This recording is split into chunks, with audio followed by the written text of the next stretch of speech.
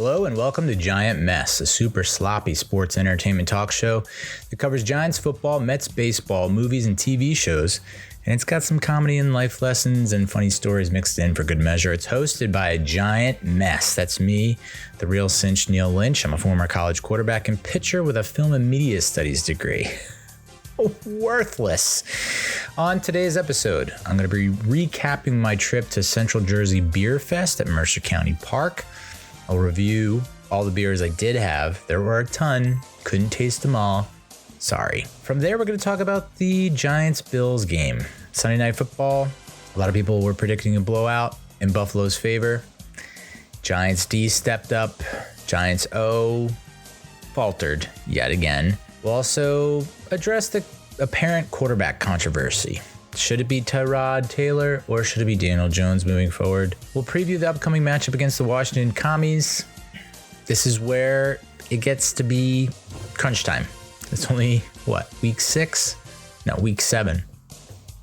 And there's not much time before the trade deadline. So it's like, you got to let us know which way you're going, roster. And then we'll take a look ahead, the remaining schedule. What's going to happen before the trade deadline? And then once we get past that trade deadline, what are we looking at? Like, is it possible to go on a run? And then we'll finish up things with the Mets. Get my thoughts and recap the playoffs that are going on right now. My thoughts and all that jazz. We'll talk a little bit about Francisco Lindor. And it's a love letter of sorts, if you will. He played through the entire 2023 season with a bone spur in his right elbow. As someone who's had a bone spur in my right elbow, whoa, dude, that's impressive. 30-30 season, I mean, come on. And then we'll take a look at what most executives, scouts, evaluators, what they think, what their guess is for Pete Alonso's future value. So with all that out the way, let's get it started up in here. I went to the Central Jersey Beer Fest. Have I ever been to a beer festival before? The answer is nay. This was on Saturday, October 14th. It was, if you got the VIP package, you could go in at noon, high noon. They didn't have high noon there, but you go in at noon and then you would get tastings for 1 whole hour before the rest of the schmoes, the rest of the peons, the poors can come in and drink. So last call, I guess, was at 5 o'clock, even though they run till 6 o'clock. So it was 12 to 6 if you're VIP, 1 to 6 if you're not VIP. I chose to buy 2 tickets, and those were not VIP tickets. I figured for the love of all that's holy, 1 to 5, 4 hours. I think that's enough drinking, right? And the weather was not looking good. So I put off buying tickets to the very last minute because it was cold. It was in the low 50s. I want to say high 40s, low 50s, and rain. It was a cold October rain. Doesn't come off the tongue as well as cold November rain. They knew what they were doing, those GNRs. I honestly didn't think anyone was going to go because it's like, why would you stand out in cold, rainy weather, drink cold drinks? That, I guess, well, you could potentially warm up if you get enough of those suckers in the system. Turns out it was almost completely sold out. My friend who I went with, asked the woman at the front gate turnstile, and she was like, "Yeah, it's a 82% capacity." That sounds like malarkey. I mean, I don't know how you'd be able to. Like that just who has that stat on hand that quick? So that's a little sus. And I mean, Mercer County Park's big and the festival grounds where they had it are big.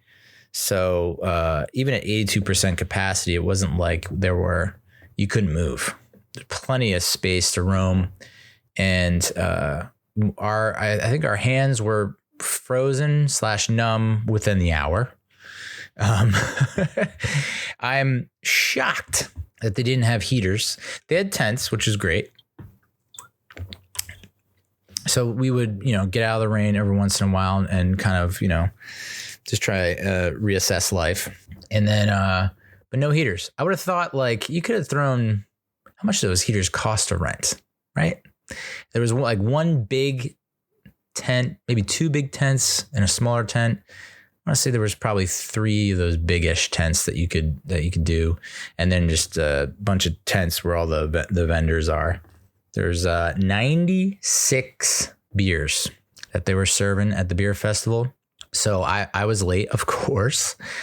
I told the person I was going with that I would. I was like, I guess we'll just meet there at 1, right? And she's like, well, no, I got to drop off so-and-so, and then I'll be over there closer to 1:30. I'm like, oh, okay, yeah, I can get there between 1:30 and 2. That shouldn't be a problem. Not realizing that I should have been there at 1:30, not 1:30 or 2. And so I just decided, yeah, the morning of is the best possible time to clean my entire apartment. And then I also didn't have a raincoat. I haven't had a raincoat in like 6 years, 5 years. It's outrageous. No idea where it went or where, I mean, I guess we lost it in a move somehow, some way, which sucks because it was a decent raincoat. So I had to go out to Eastern Mountain Sports, got a new raincoat, which raincoat's so overpriced. I mean, I don't know. I'm not a great judge of value, I guess. I overpay for stuff constantly that I think should be way less. And I'm I'm Scrooge McDuck, dude. I don't know what you want me to say. So raincoats, they feel a little overpriced. I also figured I didn't want to wear like my nice boots that I wear to work. I don't want to say work boots because that is an actual kind of boot. These are not like construction worker boots. They're just boots I wear to work. Hi ho, hi ho. Off to work we go. So yeah, I didn't want to wear those and get those all muddy because I'm picturing like the Hunt. If you're from Jersey, that area, you're probably familiar with the Hunt. It's a horse race. It's on grass. No one watches the races. Everyone's getting straight up schlossed in the infield. I think I saw maybe one horse one time. I went there like 5 years in a row. So yeah, I was picturing that and I was like, man, every time I went to that thing, I was so ill prepared for the mud and the slush and the whatnot, the sludge. So I was like, you know what? I can't do it to these boots. These boots, I got, I'm partial to these boots. So I went and I also got these like hiking type boots because I didn't want to wear my snow boots. I thought that would look ridiculous. I mean, I could have worn the snow boots as the rain boots, but I was like, it feels like overkill. So I bought some hiking boots. Hiking boots also so goddamn expensive. I'm already starting to think like maybe I should just return them. There's like a 14-day grace period, right? Like when the hell, I don't hike. So when the hell would I need to use these again? Or I'm going to be in that kind of situation. I don't know. And then I'm like, part of me is like, well, maybe I'll just take up hiking. Like there's a 5% chance I take up hiking, I guess. Or I'll just wear them on a hiking trail where like you do not need hiking boots. So I got them boots, got that raincoat that's slicker. And a pair of orthotics that you're supposed to put in the boots that were also so goddamn pricey. But the feet felt great. So trying to think of what the brand name was. Oh, the boxes in the recycling. Oh, no. Yeah, so I was late. I ended up taking an Uber. Not going to make that same mistake twice, thrice, quadrice. So I took an Uber, and the Uber driver... you put in Mercer County Park, like I said, big. So you put in Mercer County Park as the destination. It ends up taking you, like I was, it took me probably 10 minutes longer than it needed to be because I should, see something, say something, goddamn, speak up, stick your chest out, speak with some authority. So I see him past the normal entrance where we go. And then he goes past another entrance around the corner. I'm like, well, what's going on here? Like, am I being slowly kidnapped and abducted? and then he pulls into this driveway where there's like a home where I assume like the mayor of Mercer County Park or like whatever high ranking executive official lives there. I don't know. So I was like, no, this is not the entrance to the park. We're in a driveway. That's a house and that's a child in the window begging for help. So he's like, oh, yeah. So he takes me back. So I'm late. And, my friend's already there. And she's been waiting for, probably a good, half an hour. That's it's criminal. But, I apologize profusely. And said timing is not my thing, which everyone wants to hear. It's like everyone loves someone who's late all the time. It's just like number one trait on the board. Ding, ding, ding. So yeah, I got to the front gate. They give you the bracelet, which I wish I could snap my fingers and see how many bracelets I have accumulated over my lifetime. Drinking related bracelets. You know what I'm saying? Like you're in an open bar, you're at whatever. I have to assume 30,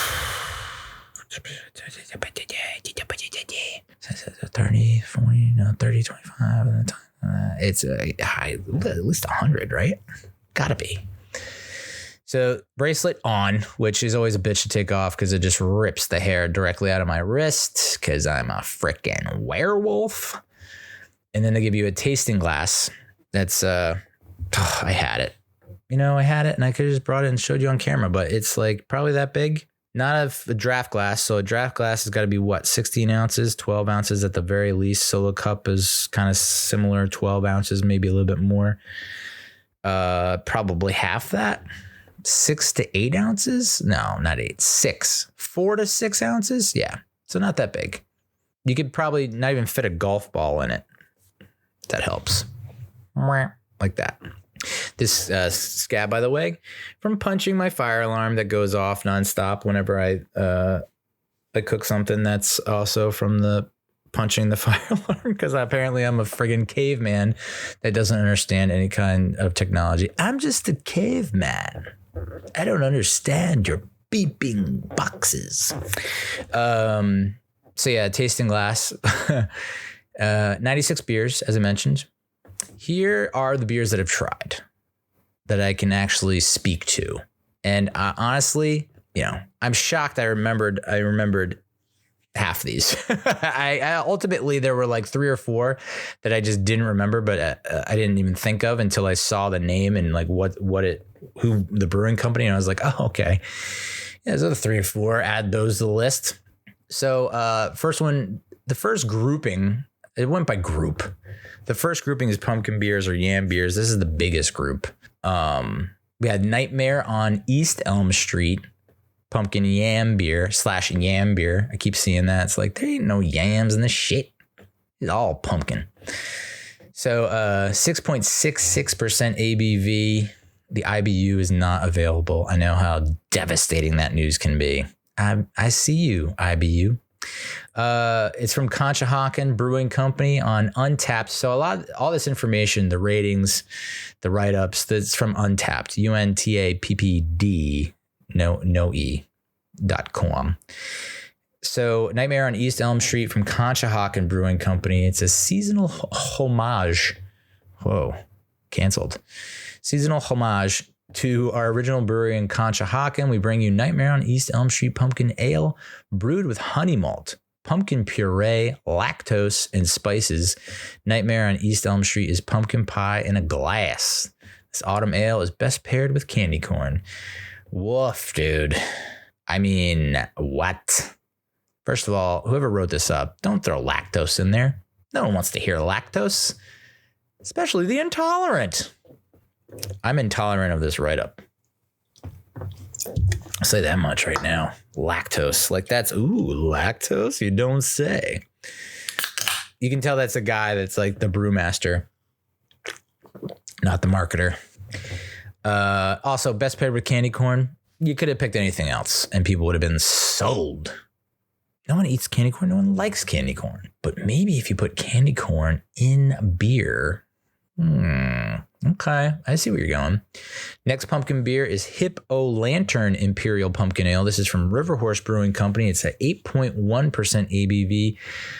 IBU not available, but it's got a 3.68 out of 5 rating from on Untapped. The synopsis. is a festive ale brewed with pumpkin and molasses. A variety of hand-crushed whole spices set up an impressive aroma and well-balanced taste. And I gotta say, River Horse Brewing, which is, I believe, in Ewing. I should just go to that brewery. Right? I should. It's nearby. I've been a big fan of River Horse, sorry. Oh boy. For a while now. 6 or 7 years, kid. And this is good. Was it better than the Nightmare on East Elm Street? I'm going to say yes. I feel like this was my second favorite of the 5. Yeah, 5. Nope. 4. 4 pumpkin beers that I had. So Hippo Lantern, Imperial Pumpkin Ale, you're in the lead. And then there comes the king, Caramel Pumpkin. 8.6% ABV, 44 IBU, which sounds high.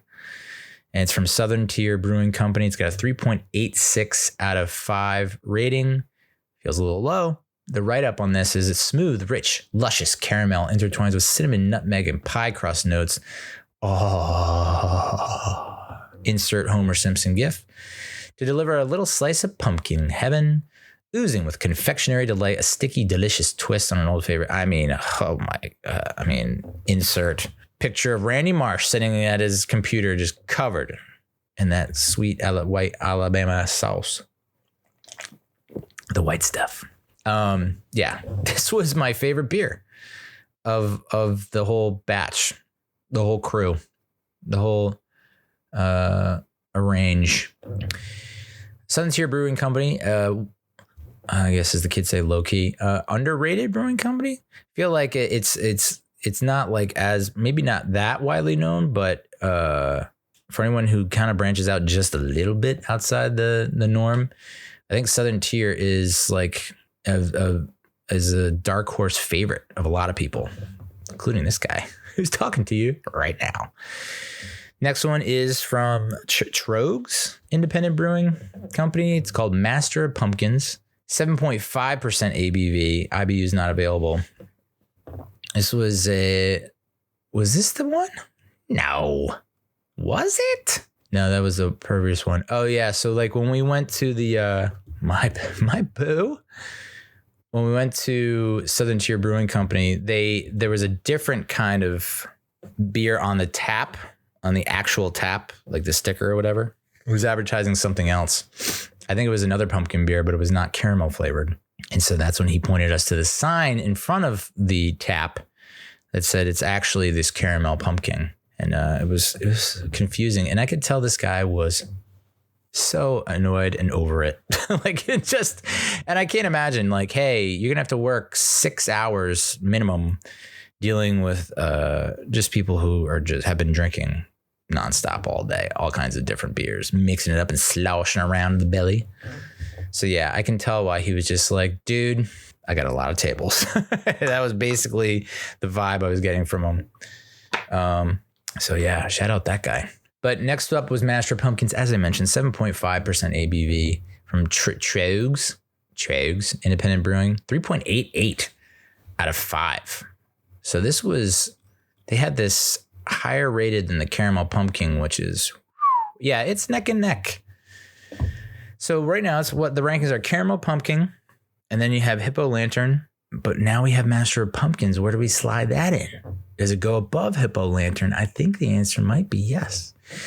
The write-up from Untapped is, we began the process by sourcing over 3,000 pounds of locally grown Pennsylvania long neck pumpkins to be used in this. Feels like they could have, that was a beautifully concocted sentence that just ended kind of abruptly.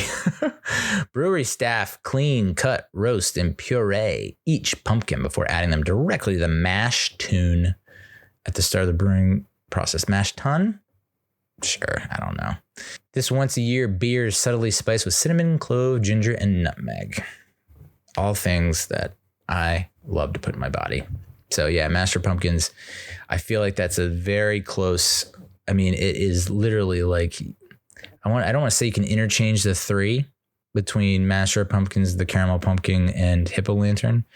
I think I got to go with the Caramel Pumpkin one. And then, think I go Hippo Lantern 2, but Master of Pumpkins is 2B or not 2B. So those are the pumpkin beers. Now we move on to the Marzan, which is, I feel like I've seen that word once before in my life, and I didn't remember it. It was probably at Oktoberfest. It's a lager that originated. So Marzan or Marzen beer is a lager that originated in Bavaria, has a medium to full body, and may vary in color from pale through amber to dark brown.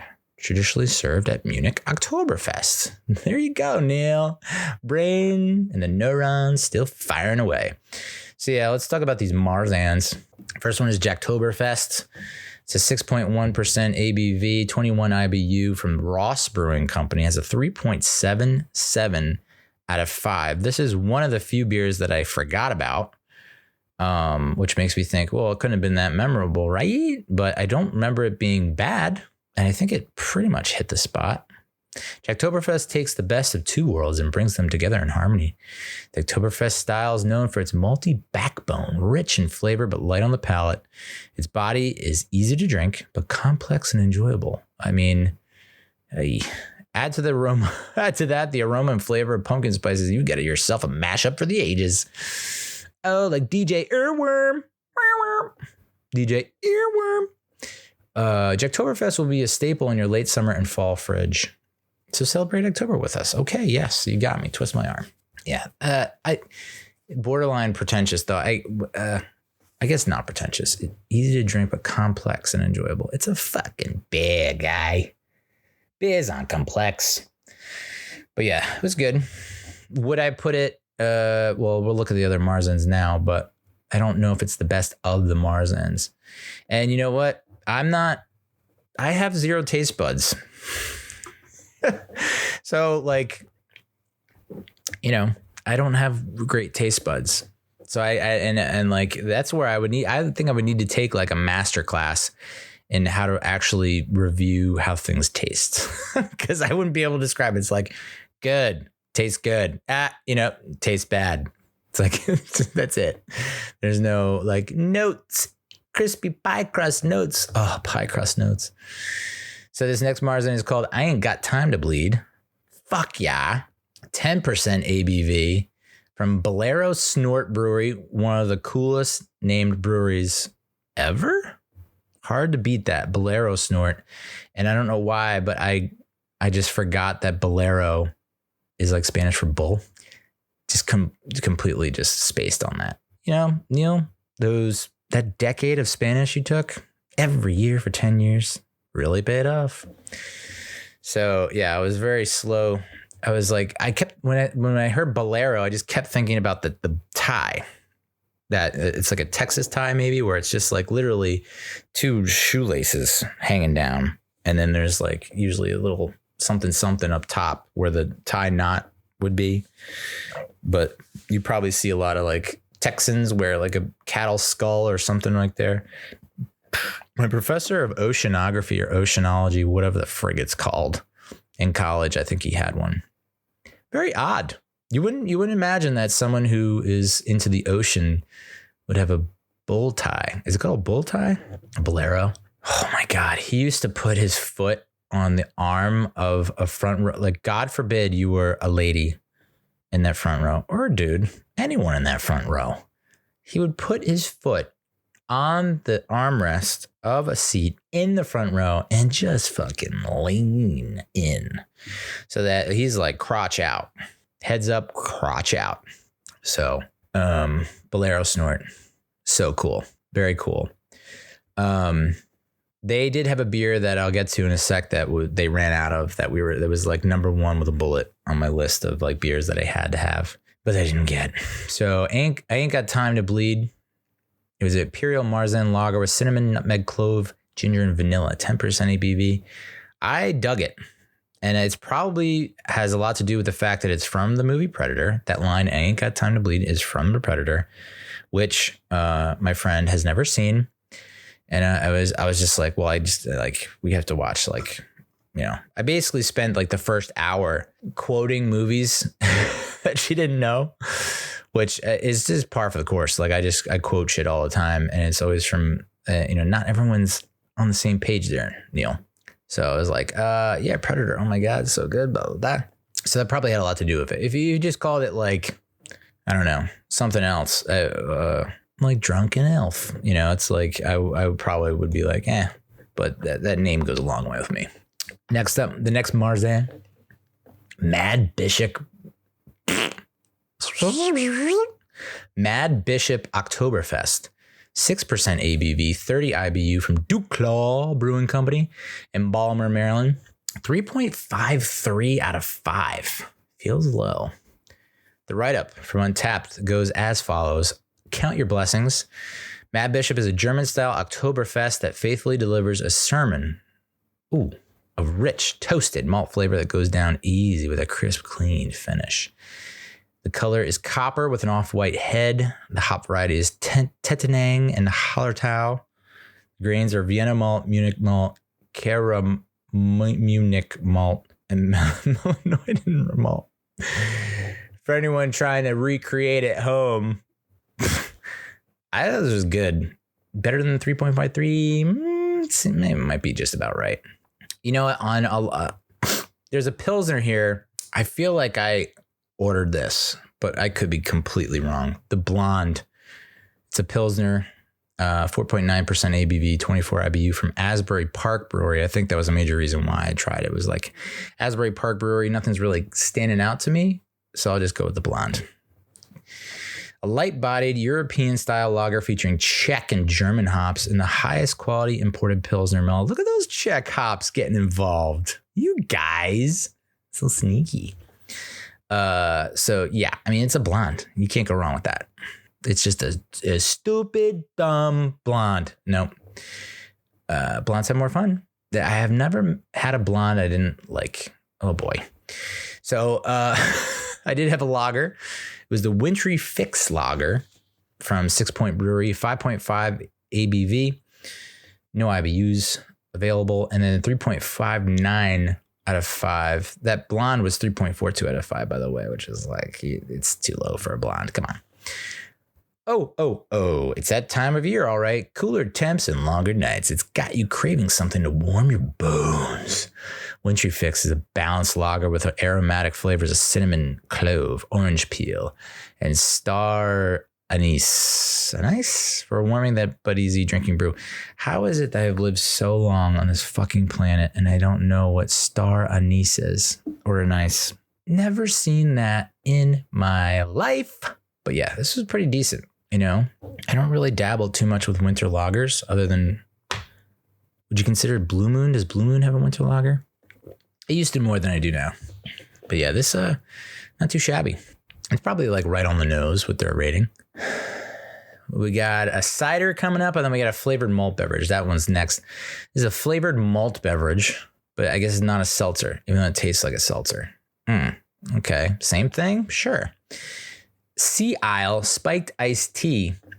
It's tough. I'm trying to think of why you have a pretty much a beer festival in mid-October when it's getting really cool out, especially at and how could they know this? They probably plan this like way in advance, and then we're like, yeah, we'll just bring this. It'll be great. It's going to be warm and sunny and 72. So like, when it's raining and it's 50, I don't know that many people are in the mood for the seltzers. But I had it and I didn't throw up. So it's a 3.7 out of 5 rating. A malt beverage made with black tea. I don't know if I had the one with black tea. They have a bunch, and I was just like, hit me with your most popular. I've never had this before. Just hit me with it. Your most popular, just go with it. And I drank it and I didn't hate it. But again, I think if it were the summer, I'd like it a lot more. Something about outdoor, like I think back to when we went to the Washington State game last year in Pullman, and at halftime we got like Vizzies, these tall ass like hard seltzers, and it's like those probably weren't any colder than a beer, but it was tough to drink. It was tougher to drink in the cold. Does that make any sense? It just didn't feel right. So yeah. My friend was like spit hers out and threw it out like immediately. She's like, yeah, you can have mine. I'm like, okay, back to back, Jack. Next is the cider, a berry peach cider, 4.7 ABV from Bold Rock Hard Cider Company, 3.74 out of 5. It's a vibrant cider infused with ripe peaches and tart blueberries. This might have been the first drink I had. And I'll be honest, I was a little confused. My mind was kind of swimming still.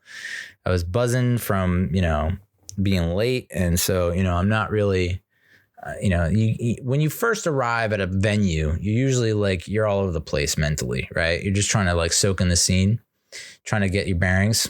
So I honestly thought this was like a vodka mixed with juice. I don't know. I was thrown off.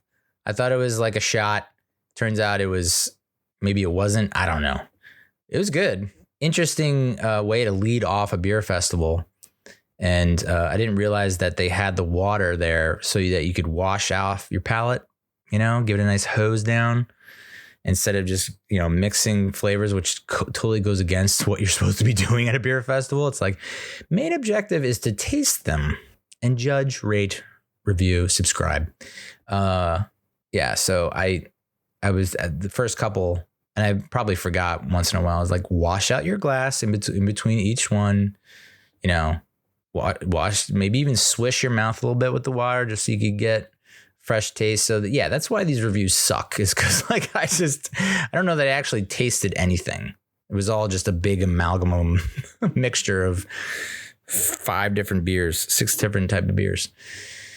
So berry peach cider. Yeah, sure. Why not? Again, I guess ciders, peach cider versus apple cider. I feel like apple cider is much more prevalent in the fall, right? Peach cider, that feels like more of a spring thing or like a summer thing. This next one I didn't really want to do. Like I didn't opt for it. And then my friend called me out and was like, "You're not going to do the guava?" And I was like, "All right, I got to do the guava." Blood Money Guava IPA. It's a New England hazy IPA, 6.5% ABV from Conshohocken Brewing Company, 3.69 out of 5.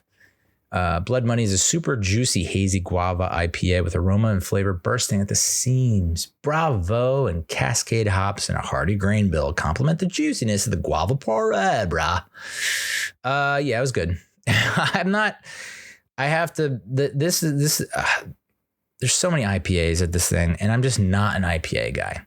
And I feel like most beer connoisseurs, experts, beer snobs, like IPAs are their jam. And congratulations, like proud of you.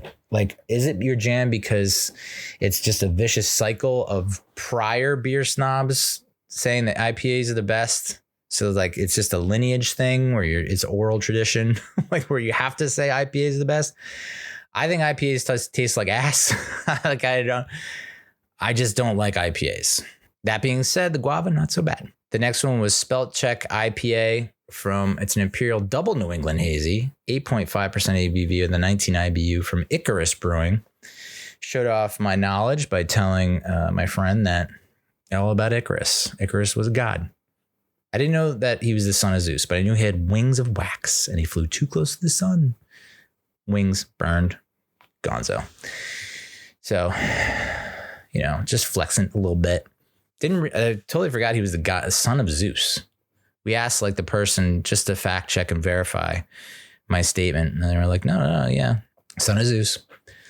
So Spelt Check IPA, which I thought was like a funny error, like spell check, but like, we spelled spell wrong.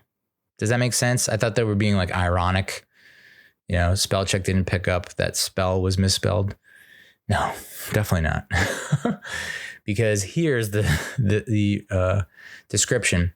Heavily spelted Northeast style India Pale Ale, copiously dry hopped with Matuka, Lupulin Mosaic, Columbus Galaxy, and Green Bastard from parts unknown. I mean, that was straight up French with a little bit of Cantonese mixed in. What? Did anyone understand that? Creamy mouthfeel, gross, with tropical and resinous notes, as well as hints of lime, pineapple, and dark fruit. Again, I know I've been like trash talking and putting down IPAs. This one was not so bad. 4.12 out of 5.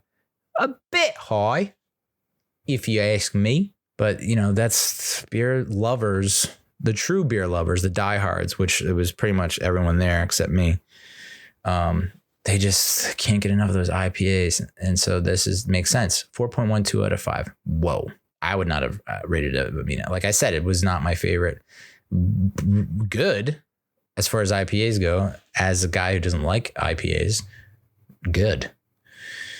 The next pale ale was IPA Imperial Double New England Hazy. Again, the Haze Project from Triumph Brewing Company, which has an 8.1% ABV and a 4.08 out of 5 rating. Oh my God. It's like they get an extra point just for being an IPA, regardless of how they taste. This was a very short description. Citrus, tropical, coconut. I don't know if I picked up coconut in that flavor. Like I said, taste buds are on hiatus, permanent suspension. Next pale ale was an American pale ale, which I think I like more than India pale ales because I am a bigot and a xenophobe.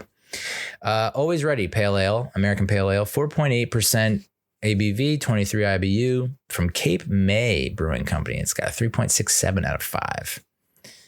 This was one of the first, I believe this is one of the first ones that I tried. Cape May is home to the Coast Guard. Didn't know that. So we salute those who are always ready with a juicy Northeast pale ale with the addition of wheat and oats for a medium body and with brilliant aromas of tropical fruits like pineapple, mango, and citrus zest. This lush hop bomb is always ready. Whoa. Yeah, so this is the last of the beers that I tried. 15 beers in total. And you got to figure, 6 ounces we said? Maybe 5 or 4 times 15. So you're looking at 90 ounces, 5 by 12, maybe a 6-pack. Do we think it's a 6-pack? No. 15 times 4 is 60. Maybe like 5 beers. And we were only there, like I said, I got there around 2 and we left at like 3:30, 3:45. So it wasn't even 2 full hours, but it is. And I mentioned this to my friend. I was like, any other time you're in line this many times so quickly, like you're probably overdoing it. Like you need to slow down. But because it is just tastings and samplings with this little glass, it just feels weird to be like, oh, I'm back in line yet again. Oh, wait, I'm in line again. Oh, I'm in line again. I need another drink. Oh, I'm in line. It's just like any other time it'd be like, hey, buddy, you're working through some stuff. But this is like, it's just totally the norm. It just threw me off a little bit at first. Hey, it's my first beer fest, man. Always Ready. Yeah, it was good. I liked it. I did not pick up mango or pineapple though. I don't think that did not come through. But again, 0 taste buds. So there were 96 beers. That means I, didn't try goddamn near 71. There's 71 beers that I didn't try, but there are some beers that stood out to me when looking back at the list that I would have liked to try or that I couldn't try because they ran out. First of which is the one that I mentioned from Bolero Snort Brewery. It's Donut You Forget About Me. It's a sour, 5.1% ABV, 4.2 out of 5 rating. Apple cider donut sour with apple, cinnamon, and Loki. Yeah, the god of mischief, you guys. He's in the drink. Oh my God. And locally baked apple cider donuts from our friends at Secor Farms in Mawa. DJ Mawa. It is brewed in collaboration with Secor Farms. Yeah, I think I picked up on that in the description. Yeah. Oh God, that sounds so freaking good. I need to find that somewhere, somehow, some way, and put that in my belly. Oh boy. Yeah, that's the one they ran out, I guess, pretty quick with that one. 4.2 out of 5. And that feels right. I feel like if I did have that, that would have been my top selection. Instead, still caramel pumpkin. It's mostly the pumpkins to start off with, I would think. And then maybe Marzens. Pale ales can take a long walk. Short pier, preferably. Next one up was Oktoberfest Fest beer from Bolero Snort. This is what's weird is I don't know why we just got the one from Bolero Snort and went to the tent. I think I think, things we're losing feeling in a lot of limbs, right? And extremities. So it's like, let's just get on the tent. So we're like a few degrees warmer. So I think that's why we bounced from Bolero Snort. Otherwise I would have tried all of they had 4 originally, right? The donut plus I Ain't Got Time to Bleed, I believe is the one I got from them. And then Oktoberfest Fest beer, 5.7 APV, 3.79 out of 5. And then Pineapple Bullwhip. Again, it's an IPA / milkshake. Didn't know that was a whole category of brew. 6.3 ABV, 4.04 out of 5. Yeah. So it feels like they could have easily had 2 of my favorite drinks there. Pineapple, vanilla, and lots of hops. And we skipped the milk sugar. Whoa. But yeah, that sounded good too. So I was looking at those and I was like, this is one of the few tents or stations where it's like I would have had everything on your little menu there. Bolero Snort. There was a Save Ferris American Pale Ale, 6.1 ABV from Cross Keys Brewing Company, a 3.48 out of 5. Again, I pick drinks based on their names and it backfires a lot. But when it doesn't backfire and it tastes good, it feels good. Because I think a lot of times companies or distributors will give a shitty tasting drink a cool name just to sell it. And it works. It works on this guy. The next one is also from Cross Keys called Slippery Pete Sour Fruited Goose. It looks like goose with, I don't know. Okay. Gose. 5.1 ABV, 3.69 out of 5. And mango and limey with a cut of salt. Okay. So I think Slippery Pete, that would have been pretty sweet. I would have probably liked it more than the Save Ferris Pale Ale. Then there's from Jersey Gruel Brewing, Rake Breaker. This is an IPA / American, 6.5 ABV, 3.62 out of 5. Tropical IPA with Mosaic and Amarillo. Are those browsers? Like computer browsers? Fresh and incredibly drinkable, a tornado of tropical hops will be sure to break your perception of traditional bitter IPAs. Again, Rake Breaker. We've all been there. We've all broken a rake. So it's like, I have to, like, even though I'm not like thrilled with that description and it being an IPA, I'd have to give it a shotski. Next one is Nerd Squad Sour Fruited, 5%. Again, yeah, I fully get it. The name calling, but I love the fruits, dude. I'm a fruit lover and I like it in my brews. I will say this to the day I die. Like, it's, if you hand me something that doesn't have fruitiness in it, I'll drink it. There's only been one drink I've ever put down and said, no, thank you. In my life. That's a pretty high percentage of like not giving up, not giving in. Never surrender. But if I have the option, if I have the choice, yeah, I'm going with some fruits. I'm going fruity. Mostly I want to probably save that for the spring and summer. In the fall, maybe the fruits are more limited to like apples. And then once November, December, winter rolls around, that's got cinnamon and that nutmeg. Yeah. So whatever, dude. It's like if that, like, it makes you more of a man to drink things you don't taste good. Okay. Sure. Okay. Nerd Squad Sour is a new 5% ice cream smoothie sour. Brewed with over 50 pounds of Nerds candy, strawberry puree, and vanilla ice cream. Contains lactose. Maybe it's a legal thing where they have to say it contains lactose. Like all of our ice cream beers, crack the can slowly and be prepared with a glass in case of excess foam. Oh, interesting. Okay. It's like a Mentos and Diet Coke situation. That makes sense. 4.3 out of 5, dude. Woo-hoo-hoo. I think that's the highest rated one on this list. And I missed it. I didn't even see it. I didn't really review the list that thoroughly. And you can't do it in the friggin' rain. That's for show. Yeah. So that automatically, without even tasting, is in my top 5. Definitely top 10. Top 5. Whoa, boy, that sounds cool. And I'm not even like a huge fan of Nerds candy, but strawberry puree and vanilla ice cream. I mean, yeah, dude, yeah. And then dress up and get down pumpkin beer. There's a small, very small, minuscule chance that I had this and I forgot. But it's a pumpkin beer, 6.8% ABV from Old Heights Brewing Company, 3.88 out of 5. It's the perfect time for harvest ale, featuring an orange amber color and the aroma of fresh baked pumpkin pie. This ale has a malty backbone. Disgusting.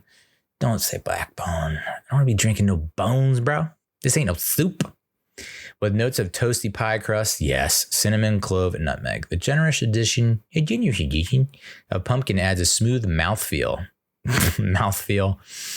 Hey girl, how's your mouthfeel? Wet hopped with locally grown hops, including the Columbus hops grown at Old Heights. Oh, those guys? I love those guys. So yeah, that would have been nice. Again, backbone. Ooh. Golden Greg and the Ram Chargers. This is a golden ale from Screamin' Hill Brewery.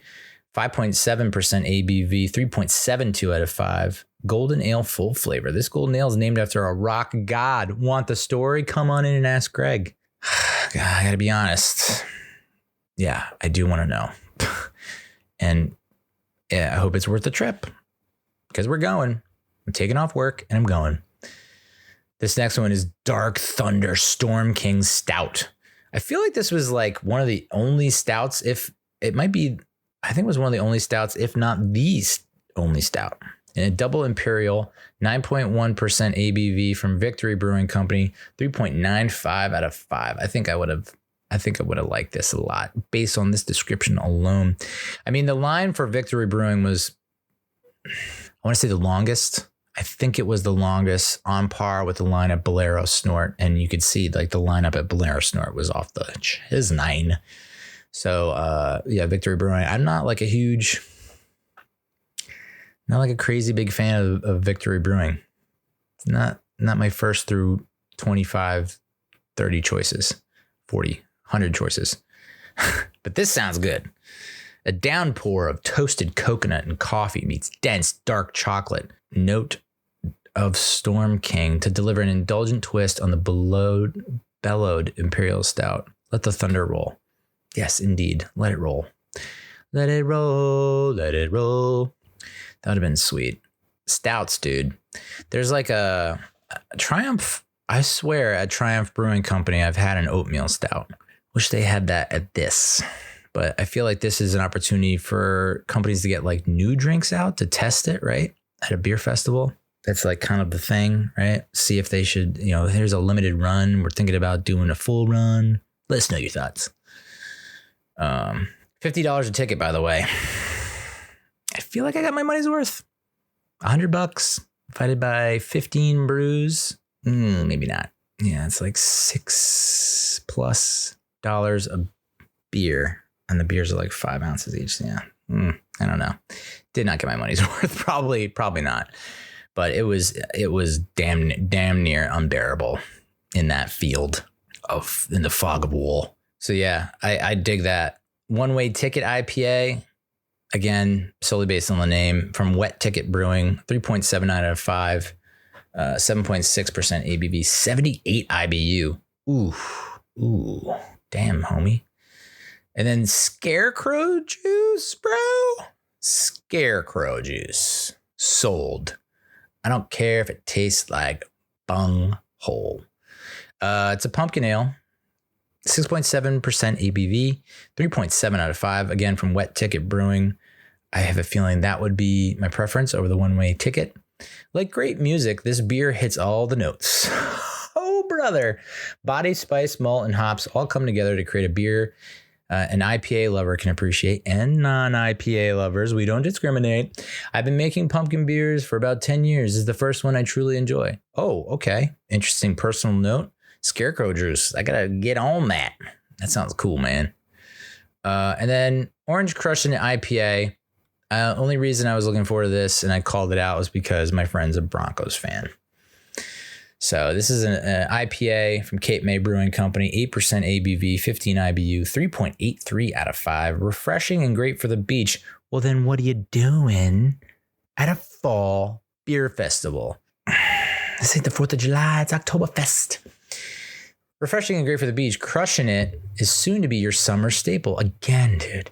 It almost makes you think that they're like overstocked or like they need to liquidate. Like they have too much inventory that didn't get sold in the summer. And they're like, just get rid of it at this thing and maybe we'll hook someone for the following summer. With Citra, Mosaic, and Azaka hops blending together to accentuate the fresh flavors of orange juice. Crushing it is dry, approachable, and perfectly balanced. Perfectly balanced. Approachable, dude. How the fuck is a beer approachable? Aren't all beers approachable? There's never been a beer that I didn't want to approach. Okay. Relax in the sand. Enjoy a no shower happy hour.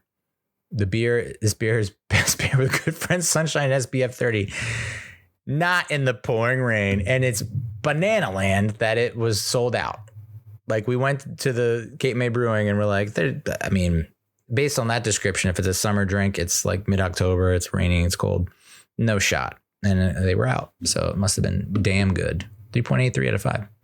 So yeah, it was Beer Fest. We ended up going to Nottingham Tavern afterwards. It was same place that we had my 25-year high school reunion. 25 years. Dear God. It was almost empty when we arrived around 4 o'clock. And we ended up leaving to a packed house at like 11:30. So we put in a solid, almost full work day at Nottingham Tavern. I started with some fruity drink. I forget what it was, but the bartender, the girl bartender behind the bar, gave me a look as if to say, "Are you sure?" And then she said, "Are you sure?" And then she said, "Why don't you taste it first?" As if I was going to taste it and be like, "This is fruity." What? It's like, yeah, I know it's fruity and I like fruity. I'm friggin' fresh and fruity. Rudy Tooty, dude. Goddamn, what's his name? Not Rick James. Not Richie, not Lionel Richie. Little Richie? Is that his name? Little Richard. Yeah, I'm fresh and fruity. Rudy Tooty. And then I moved on to the Guinness. I was like, I can't have too many of these fruity drinks in front of my buddy, my friend. So I mainly stuck to Guinness and then eventually switched to White Claws. Although I saw a bunch of people doing seltzers that were like, I think called Surfside maybe, or something like that. Maybe they were Sea Isle. I don't know.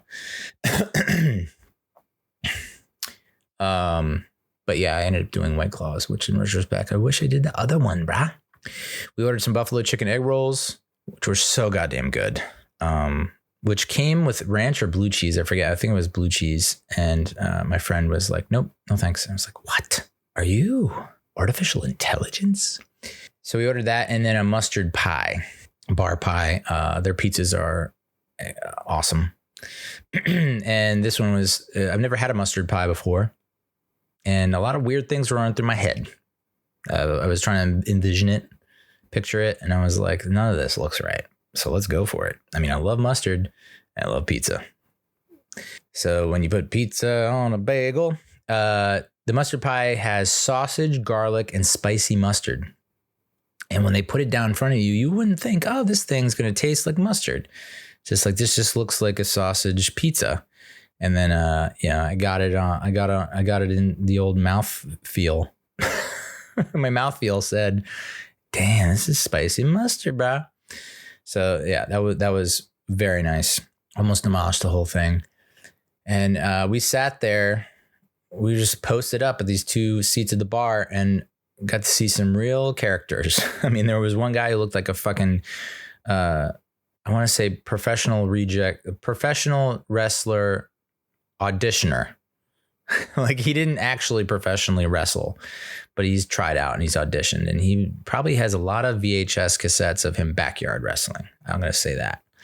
Like had the Zach Wilson kind of like bandana type thing going on, but was like long, stringy, greasy hair, sleeveless tee, like long, it's just like what you look like you just time traveled from the ECW circa 1997. So that was fun to watch. He ended up dropping his glass and spilling that everywhere. And then he was like, exit stage right.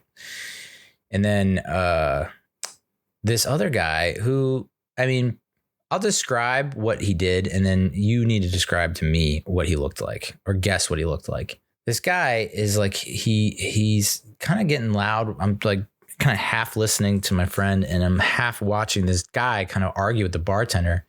I can see the bartender getting a little like losing his patience. And this guy, like he was the sole dude bartender. There were two other lady bartenders. He was kind of like the grizzled vet who just does not put up with bullshit. And so I think this dude was yelling at the bartender. He was like, you can't do that. You can't do that. You can't not tell people the price of things. Why don't you advertise the prices for your drinks? Why don't you tell people the prices of your drinks? You know, that is he got 2 drinks. One of them looked like a water, but I'm assuming it was maybe like a vodka soda or something like that. And then the other one was just like a white wine.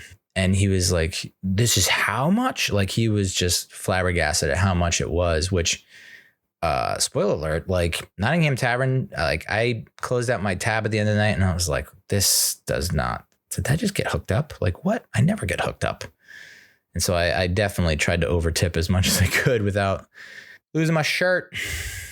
So this guy's complaining about the prices. I'm like, dude, we're in like Hamilton. We're not in Manhattan. Like the prices cannot be that outrageous. And so he starts, he starts reeling off some profanity to the dude bartender, and the dude bartender goes, "Get the fuck out of here, you ass fucklehole."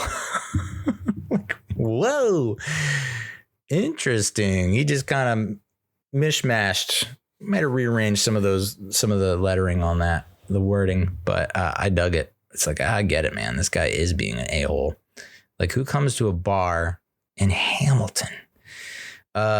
But if you couldn't guess it, the guy was wearing like, he had like a kind of whitish hair on the older side. Maybe he was my age. Maybe he was older. I think he was a little bit older. He was probably in his 50s with like thick black rimmed glasses.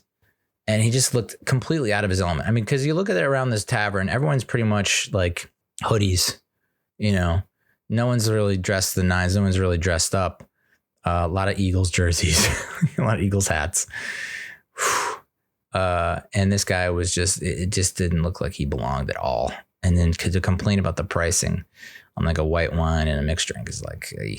So yeah, he got das Boot. But ultimately a great day, a good day.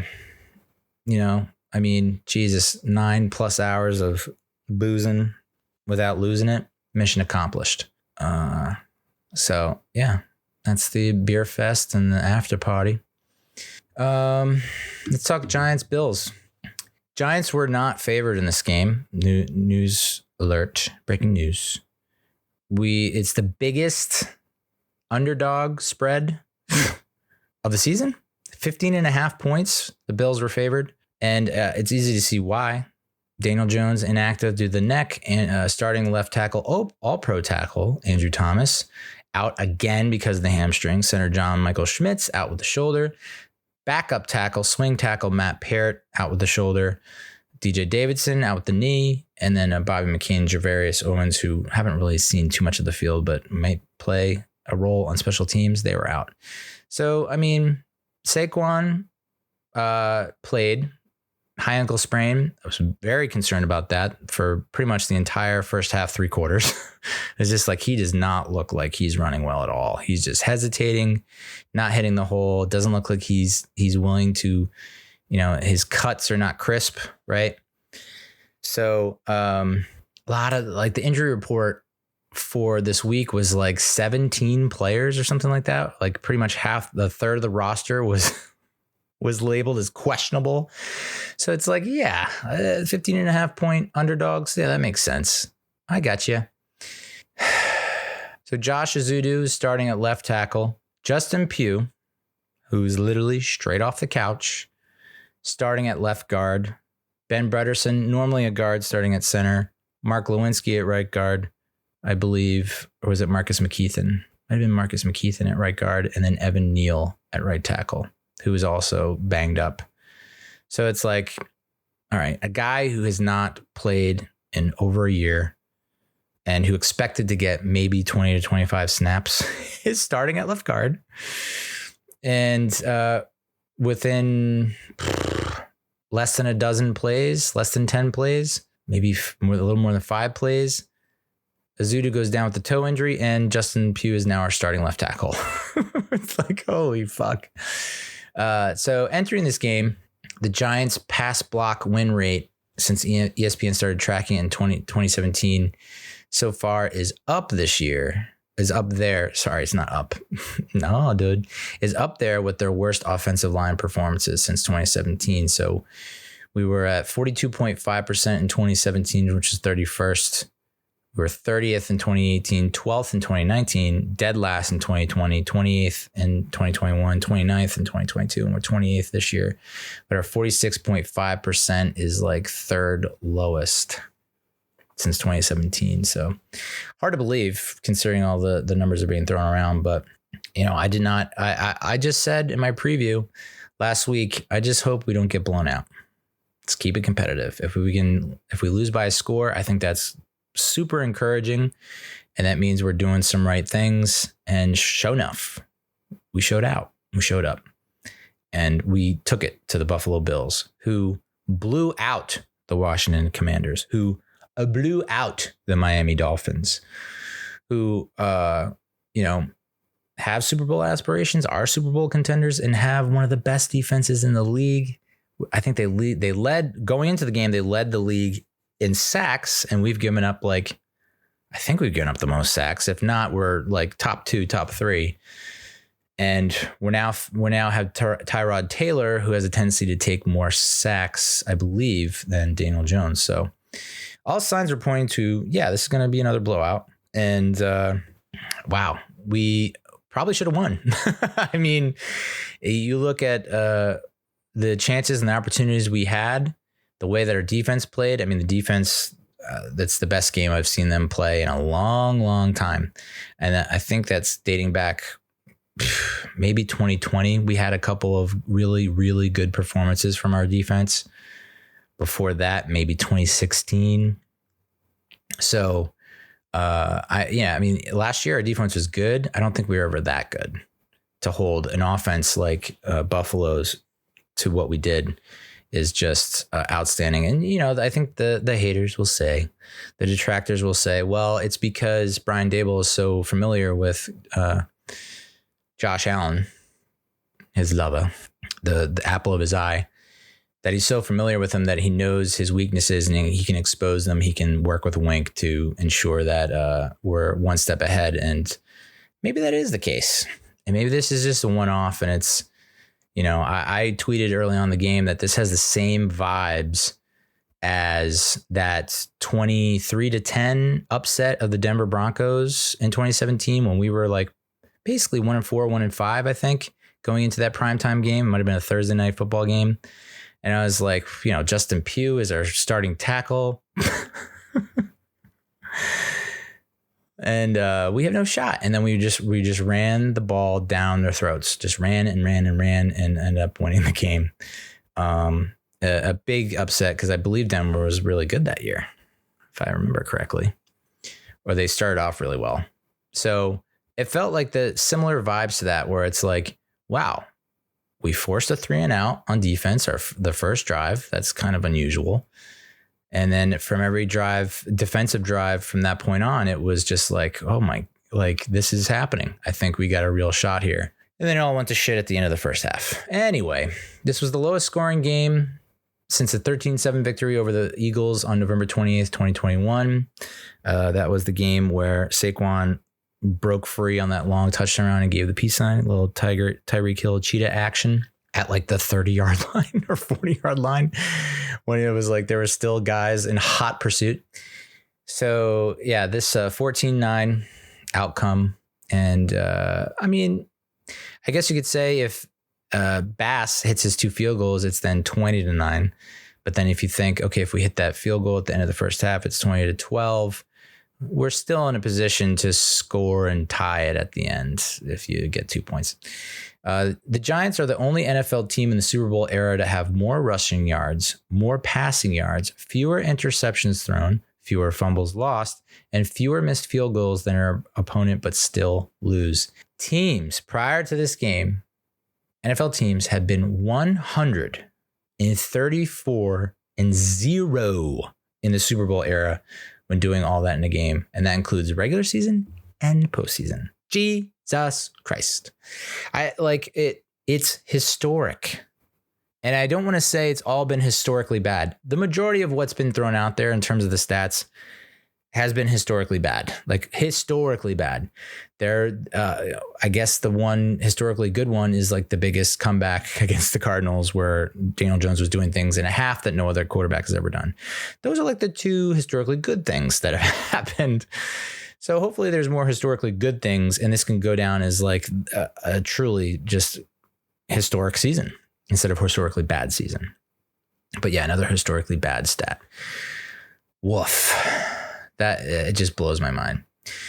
So on offense, we didn't score an offensive touchdown for the third consecutive game, and we have not scored one in the first half this season. Part of me wants us to do that the entire season. Like still win games, but still not score an offensive touchdown in the first half, just to drive people nuts.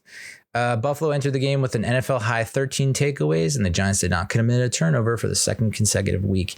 And I don't think there was anything that was really that close. Like I don't think Tyrod threw any balls that could have been picked that I can remember. And I don't think anyone fumbled or came close to fumbling, and there are plenty of chances. So that's pretty impressive. Giants converted 10 of 19 third down opportunities, their most successes since they had 10 against the Eagles in December 17, 2017. I think there was another game that came down the wire. Was that the one where friggin' what's his face hit the 60+ yarder? Probably. Barkley ended up rushing for 93 yards and 24 carries. They were both game high totals.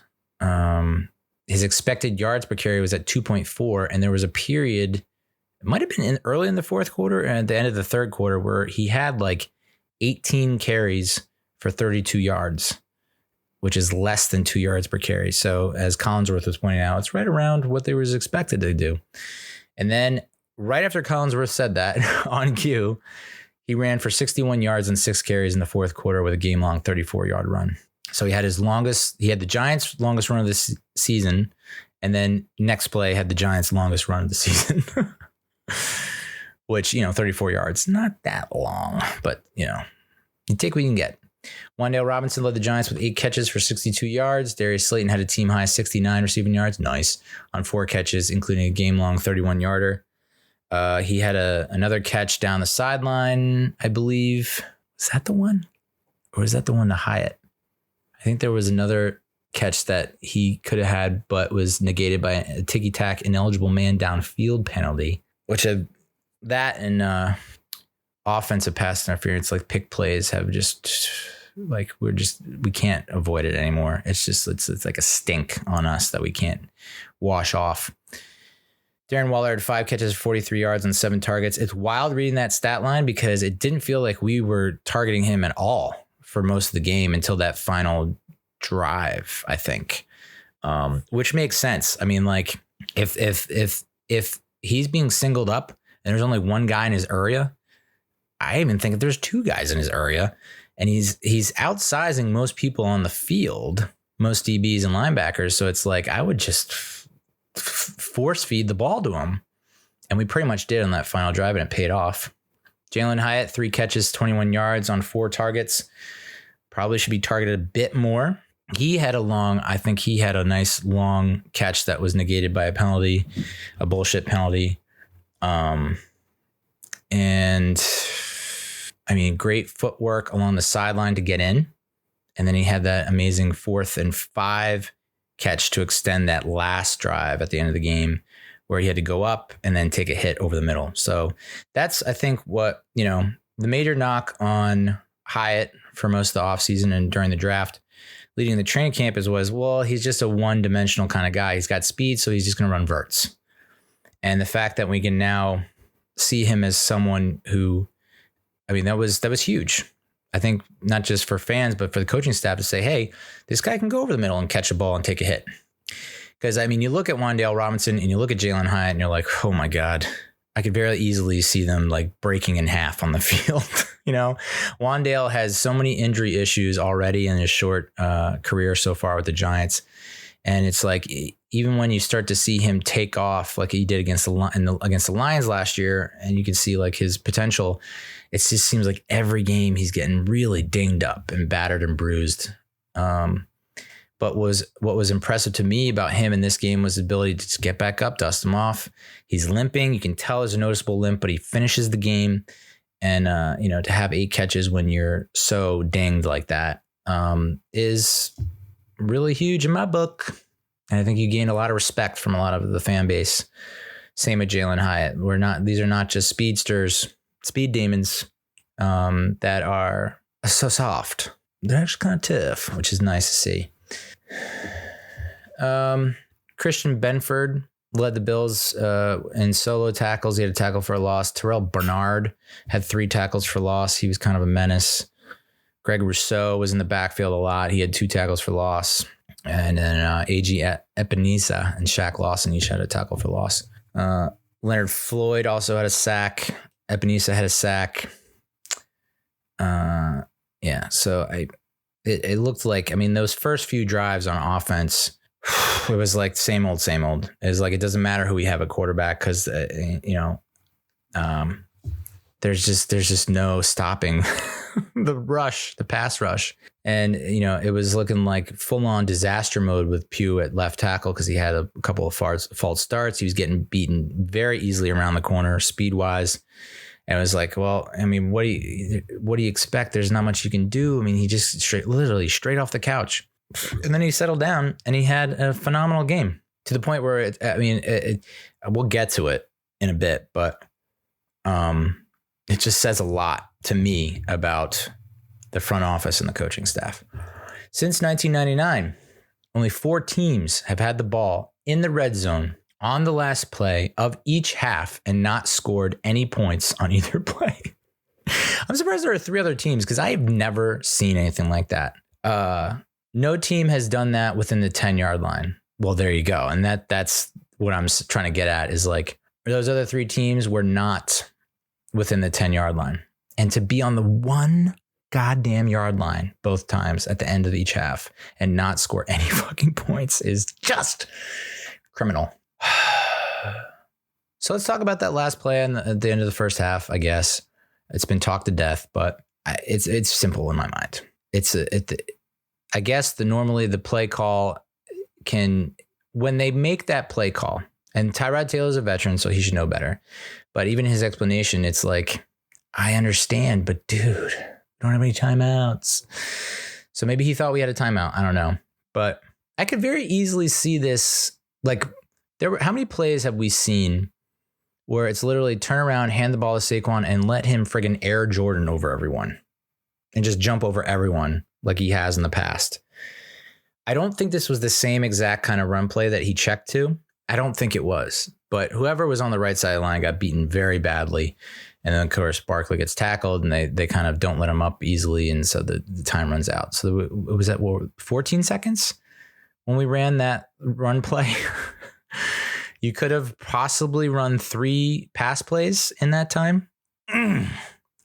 Check to a run play. Barkley gets stuffed, and we can't get up in time to clock it for the field goal. Oh, hope you heard that. Yeah. So, Tyrod takes the blame. There were some people that were criticizing Brian Daboll for going ham on Taylor when he comes off the field. And it's like, that's a veteran. You don't talk to a veteran. It's like, are you fucking kidding me, dude? And I love that there are finally people coming out and being like, no, defending Daboll because he deserves to be defended. Although I'll get to it in a second because I think that is it wearing thin, on the players, like him freaking out all the time and losing his temper. Like, is that eroding whatever relationship he's built with these players? I don't think so. And I would hope that the players respect it. And maybe it's just a different time, different era, different generation. But, there were people tweeting, maybe been Lawrence Tynes, maybe been, I forget who else. But, even I think Will Compton from Bustin' the Boys even chimed in on it, like defending Daboll and saying, like, look at Tom Coughlin, was screaming his balls off, would scream his balls off at Lawrence Tynes or whoever, Eli sometimes, for making bonehead mistakes. He would get in your face. Matt Dodge, he would lose his mind if you did something really dumb. And then, and Bill Parcells. I mean, the amount of fights that he got in with Phil Simms, my beloved God, Phil Simms. And, I think part of Phil liked it, and it like stoked a fire within him to play better, just show up Parcells. So, different times, different players, I guess. But you can't let that slide and just be like, oh, well, get him next time. I have no problem with showing emotion. I don't think it was showing anyone up.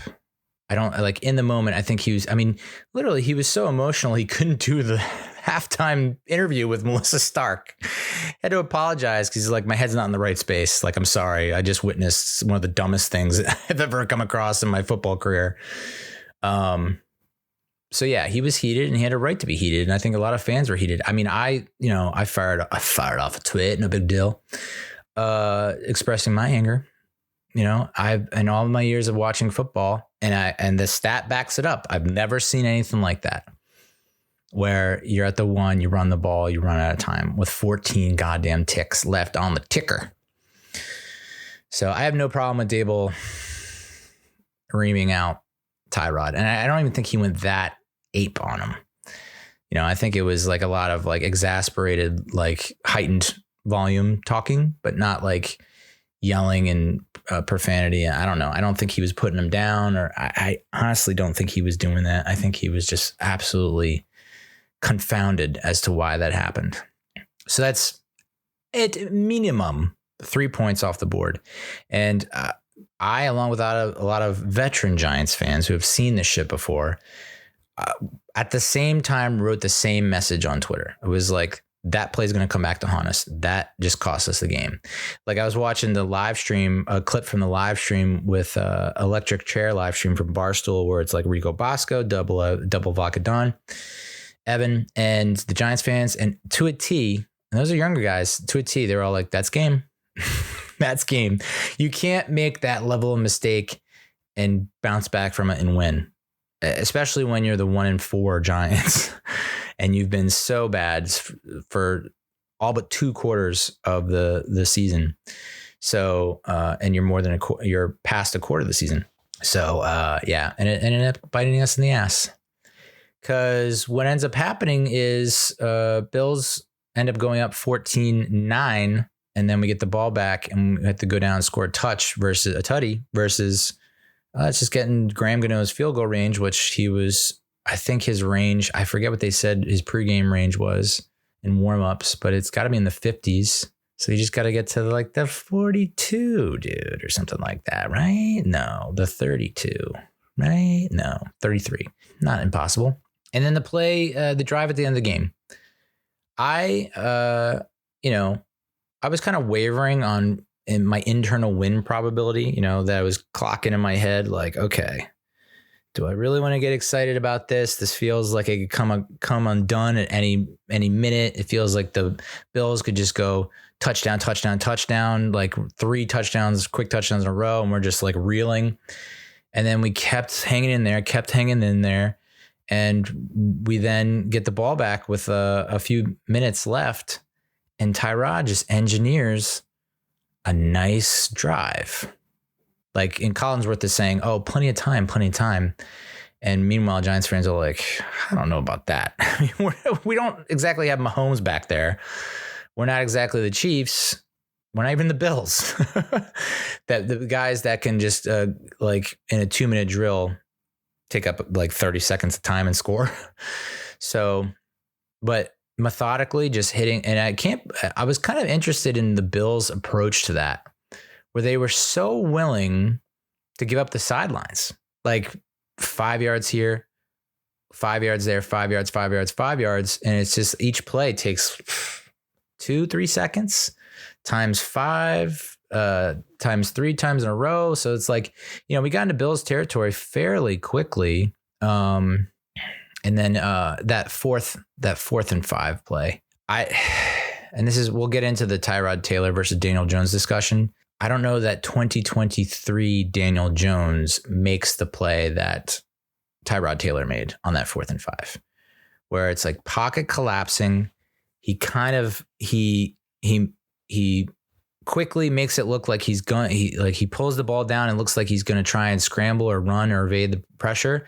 And then almost immediately pops right back up and throws a dart to Jalen Hyatt, I believe, who makes a great catch and holds on to the ball. And then, I mean, yeah, I think everyone in the stadium and watching and those all around the world knew that we were going to throw to Darren Waller repeatedly. Once we got down the red zone, it was like deep in the red zone. It was like, we're just going to keep going to that guy. And of course, I think it was maybe 3rd down or 3rd and goal or 4th and goal with maybe 2 seconds left. Final ball goes to Waller, but there's a pass interference. We get the ball at the 1. At that point, I started clapping. I sat up in bed. I took notice because I was like, we are going to win this fucking game. No shot do we get the ball at the 1 yet again and not score. We're winning this game. And so I was like, I can't believe we're going to upset the Bills. This really changes the outlook on the season. This changes our approach to the NFL trade deadline. And I got to be honest, didn't love the play call. You know, I think it might have been a fake to Saquon, but I don't know if he even got to the fake. And then it was just like, we're going to throw it up to like Darren Waller's going to win the 1-on-1, which I get it.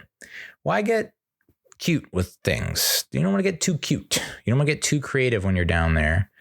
Although, you know, the Bills ran that play that I think that the Chiefs ran a lot on the Eagles in the Super Bowl, where it's like, we're going to motion our fast dude one way, snap the ball. We're going to snap the ball and he's going to immediately go right back to where he motioned from. And it's like it's never covered. It's always open. They're never not open. So, kind of wish we saw something like that towards the end of the game, but I was more of a proponent. Like, people were saying, like, you know, there were plenty of fans and people, people saying like, you have the best running back, one of the best running backs in the NFL. You have your best playmaker in the backfield and you're not going to give him the ball in the most important play at the 1 yard line. Like, how soon we forget? Do you not remember what happened at the end of the first half when we tried to run the ball? At the 1, we got stiffed. So, no, don't hand the ball off to Saquon. I could see if there was a little more deception involved. I think if they did like almost like a counter, not like with the line, but with the quarterback, kind of a reverse open, instead of like, hey, I'm going to turn to my right and hand it off, like turn it right, but I'm handing it off on the left. I forget what that run is called. It's like a counter, but just for the quarterback. Like, because if the linebacker sees the Tyrod open up his right shoulder back, they're going to think, oh, the play's going this way. And then he turns at the last second. It's like a counter draw almost, but not a draw. I'm not explaining this correctly. But the quarterback then keeps turning, and then Saquon is running on the left side of the quarterback. And I think that would have been a little more successful. Anyway, why aren't we booting? Why are we not booting? Why are we not spread, fake one way, boot back the other way with Tyrod Taylor? Because I can almost assure you he scores or he throws for the score. It's like I have 100% certainty, no doubt that would have worked. And instead, it's kind of it's very reminiscent of that throw that Eli made to Larry Donnell in 2015 when we beat the 49ers on Monday Night Football. I think it was Monday Night Football, where Larry goes up and brings it down. Very, like, almost identical to that. The difference being that, what's his name? Taron Johnson. It just straight up held Darren Waller the entire play. And we don't get the call. Waller got his hand on it. I mean, it's multiple things. If the throw isn't that high, like, because Tyrod, he didn't need to throw it that high. I know I got it. He wanted to get over that line. Maybe he thought someone was going to jump, but it's just too damn high, that's tough to do to Darren Waller. Again, if he's not held, he can jump higher with both hands and catch the ball. But I think if the throw were lower, I'm talking like helmet height, maybe just a little bit helmet height, and and Waller still can't get his arms up and it hits him in the face mask, I think you got to call it. Like people are saying, well, they're not going to call back-to-back DPIs, which is horseshit. I mean, I've seen that a billion times in the Chiefs Raiders games, always come down to that, where it's always the final play at the end of the game. And like the Chiefs get a million calls for them to extend when they don't convert. So I've seen it in action plenty of times. So that seems like a sorry excuse. I mean, the referees were just god awful all game. I mean, phantom call on Leonard Williams, defensive holding that brought back a stop. We had Evan Neal down the field, which brought back a long gain. We had the roughing the passer on Bobby Okereke, which is just, I don't know what you're supposed to do in that situation. It's just so outrageous. But yeah, that last play of the game, I would like to have seen a better play call, a boot perhaps. I love that we started moving the pocket with Tyrod Taylor. I don't understand why we didn't do it more. I would have liked to see that more. And I think it would have worked down at the goal line. And yeah, that sucks because that's a W. And I tweeted this out. I think that's the kind of loss that will prevent us from getting. That's going to be the one loss. Like if we do turn things around and we do win the games that we think we can win or we're capable of winning, that's going to be the one loss that could cost us the playoffs.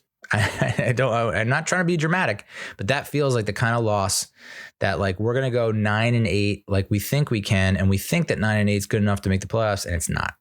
We're essentially the 2022 Detroit Lions, I think, at this point. I think that's where we are. I think we're the 2022 Detroit Lions. I know Art Stapleton has pointed that out. You know, how they started out 1-5, finished 9-8, I think. So it feels like we're going to go 9-8, and we could have gone 10-7, and it was because of that Bills loss. So it sucks. But Justin Pugh, dude, there's not enough you can say about this. Hasn't played tackle with any regularity since 2017. He's with the Giants. He played 38 pass blocking snaps at left tackle Sunday night per Next Gen. He allowed just 3 pressures, and that pressure rate of 7.9% is the lowest of any Giants left tackle in 2023. And here is where I go on a rant about Justin Pugh and how his signing and performance is a condemnation. Is that what it is? An indictment, if you will, of this front office and the coaching staff. How the head coach, the GM, the offensive line coach can go into this offseason and say, we don't need Nick Gates. We don't need John Feliciano. We don't need so-and-so. We don't need so-and-so. We don't need Tyree Phillips. We're good. We gooch. We don't need depth. Andrew Thomas is going to play all 17 games. He's going to be an all-pro again. Evan Neal is going to take the next step. He's going to be, en route to becoming what we hope to be, a Pro Bowler. I mean, can you imagine if we didn't get John Michael Schmitz? I guess we would have drafted another center. Maybe. I'd have to go back to the draft, but like the plan for the offensive line was absolutely stupefying when you think about it. We would kill for friggin' Nick Gates now. I would almost kill for John Feliciano right now. And I don't think either one of them was that expensive. Unlike that 2018 purge where it was like literally Justin Pugh thought it was going to get cash money, and I think he did. And then like Weston Richburg got a fairly good deal. I don't know what he's up to right now, but it wasn't like that. So to not bring them back, not just to have like proven depth and just like get a guy that's a little bit better and start that guy. I just, we got lucky with John Michael Schmitz. But to think that Parrott was going to be okay, to think that Lemieux was going to be okay, to think that McKeithen was going to be okay, to think that all your depth was going to be okay and serviceable, and then to get your doors blown off and to look like absolute doggy doo-doo through the first quarter of the season, and now you're scrambling, you're just full out scrambling for players. That is really bad luck. That makes me question your talent evaluation, not only your talent evaluation, but your talent development. What are you doing? And the fact that Justin Pugh can be signed on October 3rd, within 3 days makes the quote of the goddamn season and looks like a friggin' leader, and then is able to get inserted into the starting lineup, was signed to the practice squad for like $20,000 or something like that, some crazy amount like that, is able to elevate from the practice squad within 10 days, within, a week, pretty much, and start at left guard and then move to left tackle and put up that kind of friggin' number? That's all you need to know. That's all the evidence you need to fire your fucking offensive line coach and to completely take a damn long, hard look at who you got scouting and recruiting and keeping your eye and your finger on the pulse of offensive linemen in college and in free agency, dude. Because you can see what's happening now. Josh Azudu goes out with a toe injury. It just looks like fuck turf, dude. I hate turf so bad. It killed my knee, and I think it just murdered Josh Azudu's toe, which sucks because he's now on IR. And so because he's on IR, we've now signed Joshua Miles from the Falcons practice squad, who's played like 23 snaps over the past 4 years. Didn't even play in 2020 or 2022, like in a game. We signed him, and then we signed Tyree Phillips, a dude that we had in training camp, but mysteriously cut because everyone in the mother had him on the final 53-man roster. And you thought Matt Parrott was better than him. So you kept Matt Parrott. Matt Parrott stinks. And so now you got to sign him off the Eagles practice squad, Tyree Phillips. So good to have Tyree Phillips. Good to have Joshua Miles.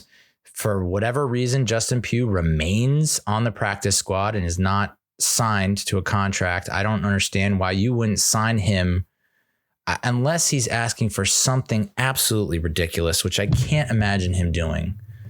He's 33 years old. He's coming off a torn ACL. Okay, look at his spot track. Pugh signed a 5-year, almost $45 million contract with the Cardinals, including a $10 million signing bonus and almost $16 million guaranteed for an average annual salary of almost $9 million. That ran through 2022. So he was a free agent after the 2022 season, and no one signed him. And so he got into real estate. Now he's a starting left tackle. I don't think they have his market value here, but currently his base salary is almost $65,000 with the Giants, which is obviously, if he's a practice squad player, but they're only allowed to elevate him from the practice squad 2 more times. But while he's on the practice squad, so there's the issue of like, do we have enough money to sign him? Right. I think that's the big one. Looking that up right now. I think we have $5 million. I don't think this is going to tell me total cap. We have an estimated cap space, I think right now, of almost $7 million. Ooh. Like you can't use all that to sign Justin Pugh, right? But you kind of have to. If you think you're going to be competitive and you think you can turn it around, if you think Andrew Thomas can come back and play, you think Daniel Jones can come back and play, if you think that can happen and Justin Pugh moves in at guard, a lot of people are saying right guard because they want him to work with Evan Neal, which I don't hate, or at left guard. And then you have Bretterson. Once John Michael Schmitz comes back healthy, you move Bretterson to left guard, then Pugh at right guard, or Pugh at left guard, Bretterson at right guard. I forget which position Bretterson plays better, but he's obviously a better guard than a center. So it's a lot of ifs. And I don't know that we have the money to sign him. Additionally, when he's on the practice squad, other teams can claim him or sign him or offer him a contract, and then the Giants have a chance to match that contract. So it's like someone comes along, they're like, hey, you were earning around what, 10 million, 9 million a year with the Cardinals coming off an ACL. We'll knock it off half price. We're going to offer you $5 or $6 million a year contract. Do the Giants match that? It's like, if you really think you have a chance, it's just fucking frustrating, dude, that we're in this position in the first place, that we're now signing guys left and right off practice squads because we just didn't do the homework. We didn't do the work, the research, or we just don't have it. We're not able to judge talent on the offensive line. It just sucks, dude. I mean, it just, again, Justin Pugh I put out a video about this, is a bittersweet reminder of how poor the Giants offensive line has been, especially since he left. We were like, I don't want to say we ran Justin Pugh out of town, but we also were like, I don't think we were that, I don't know. Maybe I'm misremembering, this old brain, not exactly at 100%, but it feels like we should have re-signed him. And, there are plenty of I want to say troll tweet accounts, but I want to say enragement Twitter accounts where they purposely put stuff out there because they know it's going to piss people off. Some of them are just egregious. And then some of them are things that make you go, things that make you go, one of them was Justin Pugh, not re-signed, goes to left guard, left tackle, becomes a top offensive lineman. Eric Flowers leaves the Giants, and he is a good, better player with the Commanders. Well, Hernandez leaves the Giants. He's a better player with the Cardinals. A lot of offensive linemen who are doing better with their other teams than they are with the Giants. And then teams that we've signed, they were better before us, and now they are at playing their career worst with us. So it pains me to know that we, I don't know, but it still feels like you're maybe at this rate. I don't know that we're ever going to get the offensive line solved. It's in my head, it feels like it could be a year or two before we see a good, solid offensive line. And by that time, it's it's going to be, maybe that's our one shot. I don't know. But goddamn, this offensive line sucks. People are saying Evan Neal is playing better and he's improving, and I hope that's the case. I mean, there were no low light clips this week, if that means anything. It seems like every week this season, we've had a low light play where it's what in the fudge is Evan Neal doing? We didn't really have any of that this week, so that's an improvement right there. Yeah, it is crazy though that these are the type of games that the Giants can win and are built for. Does that make sense? We're not going to run and gun with the Dolphins, right? It's just, we're not in shootout. We can't win shootout games, right? We're not the greatest show on turf, 2.0. So we really have to, and this is how we won all those games in 2022 was defense keeps us in it, and we just run the ball and run the ball and run the ball, and was success, moderate success. It felt like a lot of times we just didn't give up on the run, which is great, but it was mostly because our defense kept us in games, and we were able to have long methodical drives. And when you get down 14-21-0 on a couple of freak plays, that game plan went out the window, which sucks because I think they should have stuck with it, at least in the Dallas game, maybe even the Seattle game. But you could see that fourth quarter drives with Saquon running the ball, that was vintage 2022 all over again. It was this play worked. It's a counter trap. Glowinski pulls, blows out the guy, and then Barkley breaks it. And it was we just ran that same play over and over and over again. It feels like we just did that against the Texans for sure in 2022, and was very reminiscent in 2022. So it's if we can get in those kind of games, we won them in 2022. We're just not winning. We didn't win the one so far in 2023, but it feels like we would win, and we could have won most of the games if this is the kind of game we can play. Defensively, like I said, best game of the season by a long, far stroke. And then I want to say best game, like I said, since 2020 or 2016, for sure. Bobby Okereke, I apologize.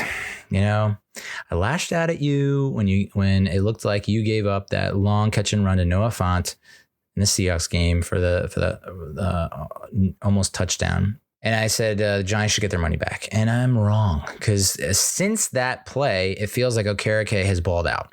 He has played really well, and he has been a major contributor to the turnovers, the turnover differential being in the positive. So he forced a fumble on Gabe Davis that was covered by Micah McFadden, the Giants 44. led to a Graham Gano field goal, and it was the second of his season and the sixth of his career. In the second quarter, he tipped a Josh Allen pass for Dawson Knox and Micah McFadden. Hey, caught the ball for an interception at the Giants' 41-yard line. Okereke led the Giants with 11 tackles, 8 solo. McFadden was second with 7 stops, 3 solo. Okereke led the Giants with a PFF grade of 90.8, and Micah McFadden was second with the 87.9 PFF grade, sixth among all linebackers. So the Okereke McFadden combo looks like it's clicking. You know, we were like, I can't believe we're going into the season with Micah McFadden as our starting inside linebacker again. What happened to Darian Beavers? What happened to, we even traded for Isaiah Simmons, and Isaiah Simmons didn't have a ton of snaps. I don't think. He had like a dozen snaps on defense. So that's not what you want to see from a guy like Isaiah Simmons. But I guess they have game plans, and sometimes the players that they have on the roster don't fit those game plans. I hope it's not a trend. I don't want to see it continue to trend in the wrong direction. I want to see more of Isaiah Simmons on the field because I think he's a playmaker.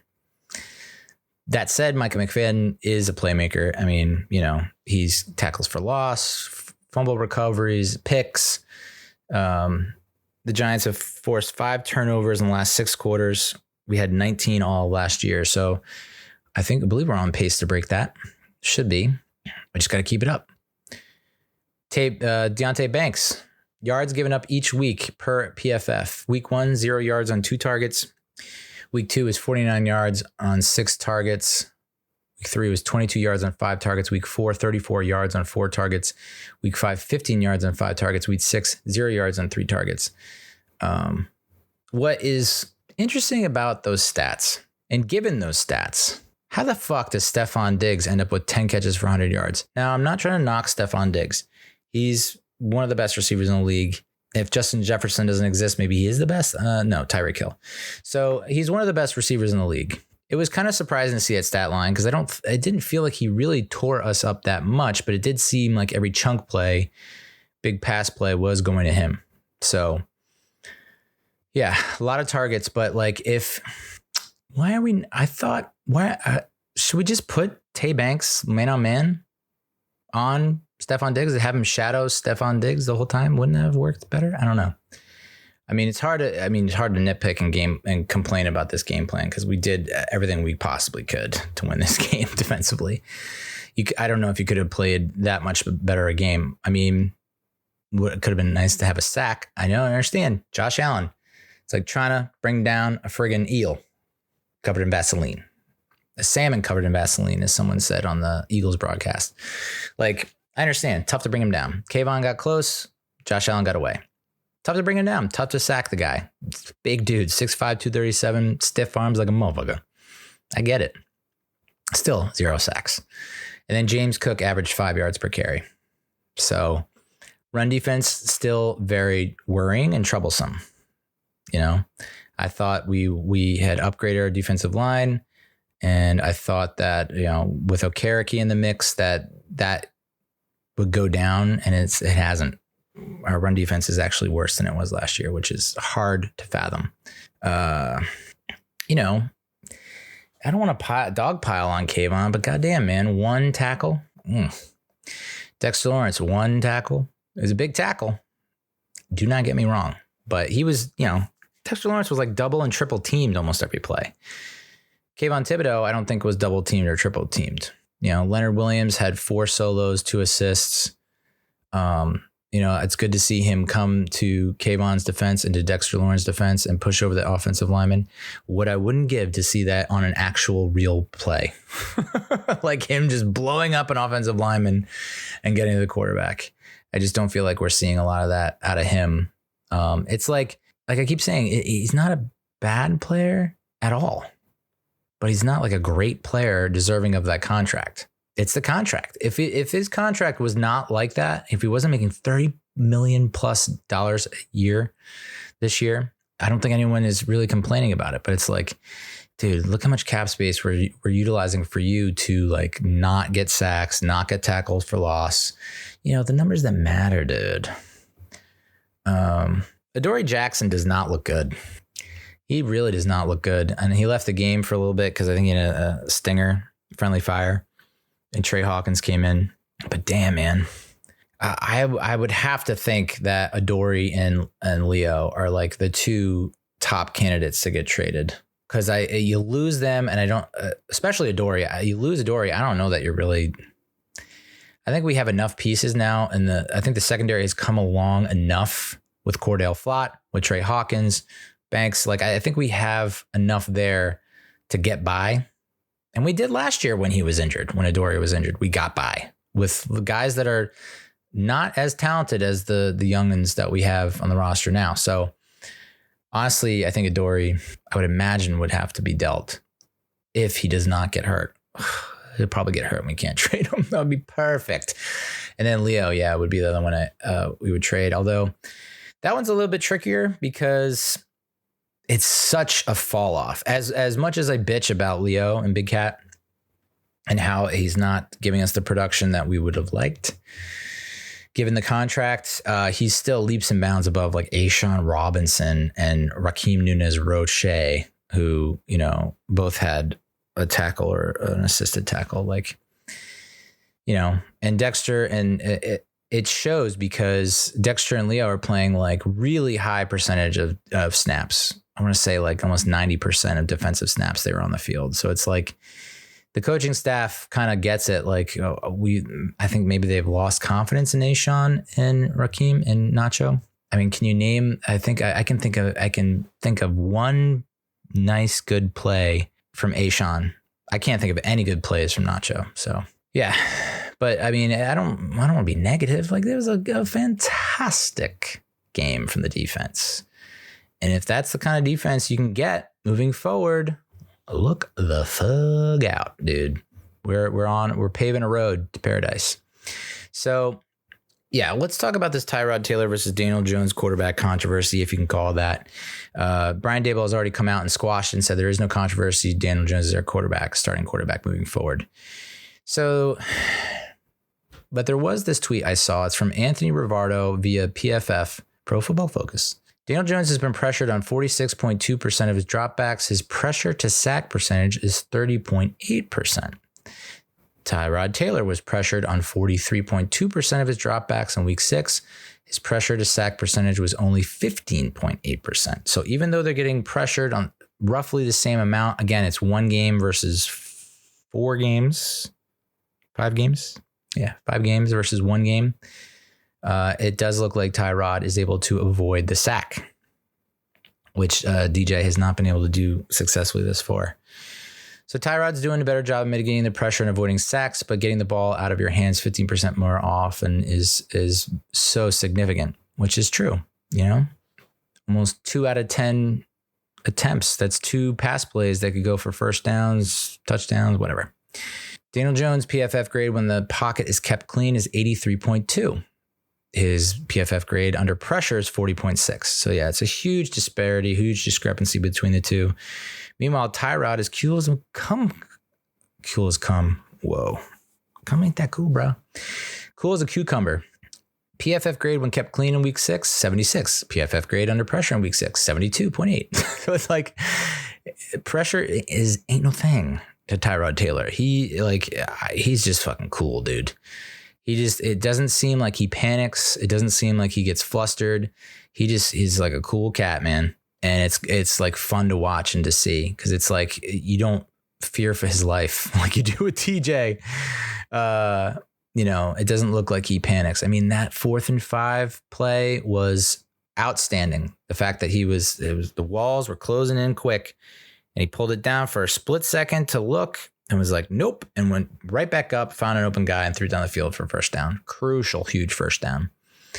There were just plenty of times where it was like he's going to find a running lane to scramble or he's going to get rid of the ball and he's going to take chances.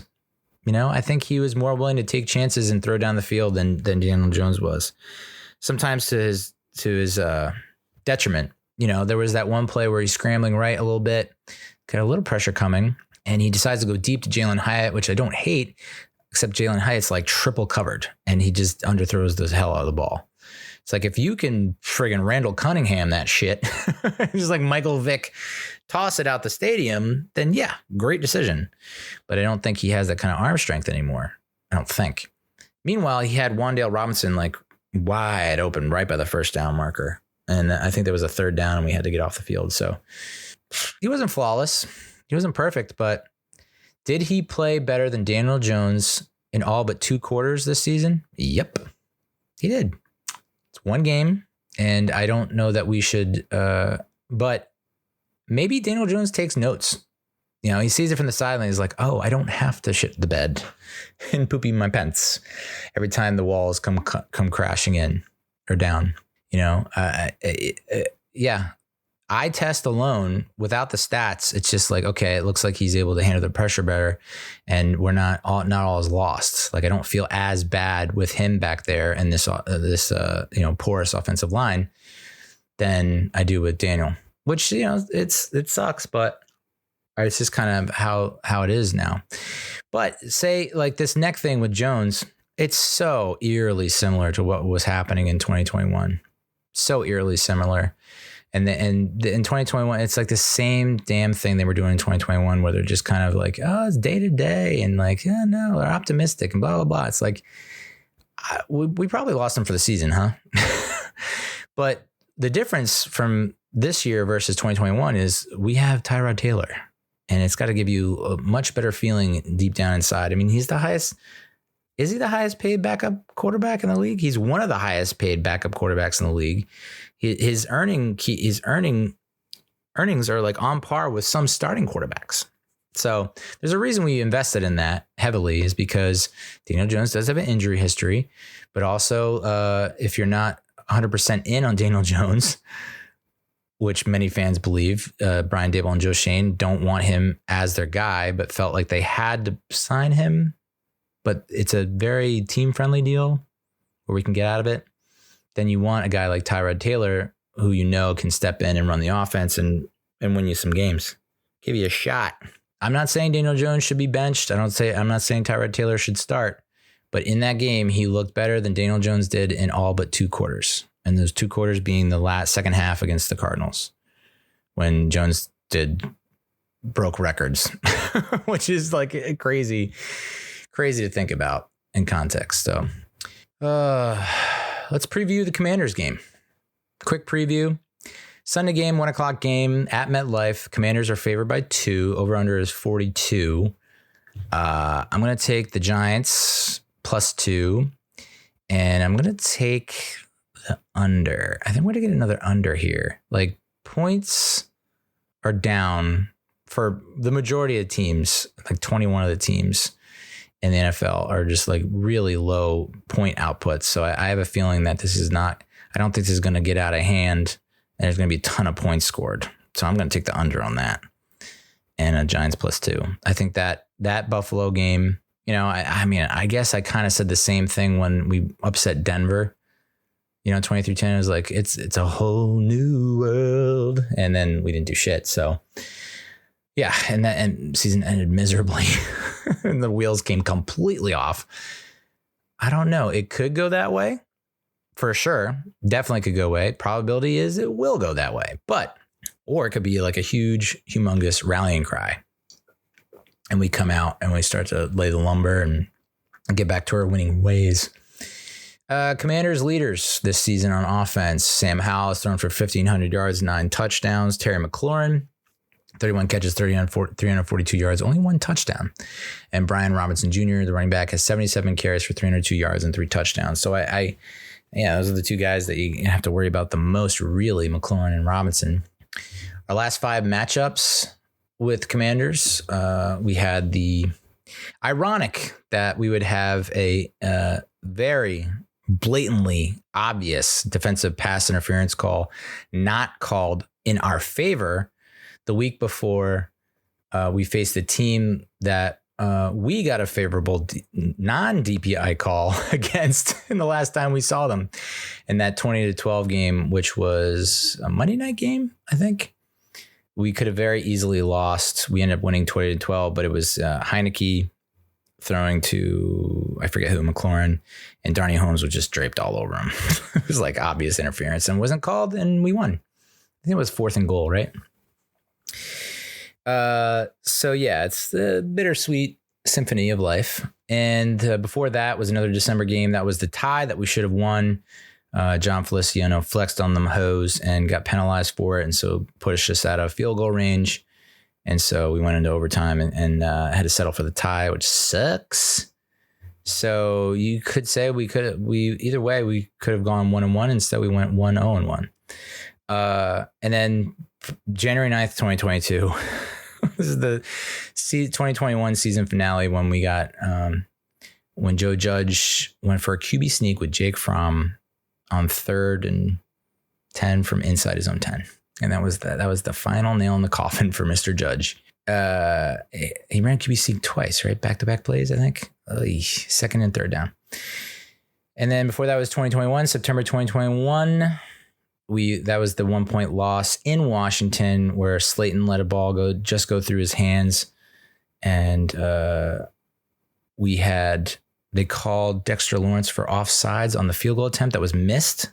And they got another try and they hit it. So that was a game that we probably should have won. And then the November 8th, 2020 game, we won 23-20. I think we beat them both times in 2020. We lead the all-time series, 106-71-5. The Commanders are 15th in points scored per game at 22.2. They're 29th in points allowed per game. This is where it gets a little crazy with the Commanders. It's like you would have thought that their defense would be like potentially top 5, but at least a top 10 defense in most statistical categories. And they are not. They're just not playing. I don't know. I guess the point totals are what. But yeah, points allowed a game, 29.3. Got blown out by the Bills. So yeah, it's they're 21st in takeaway differential, 16th in passing yards per game, 25th in rushing yards per game, which is interesting because I feel like they can run the ball. They're defensively 27th in passing yards allowed per game and 23rd in rushing yards allowed per game. And our rankings are not our best ranking is defensive passing yards per game, which is 16th in the league, which that aligns with the eye test.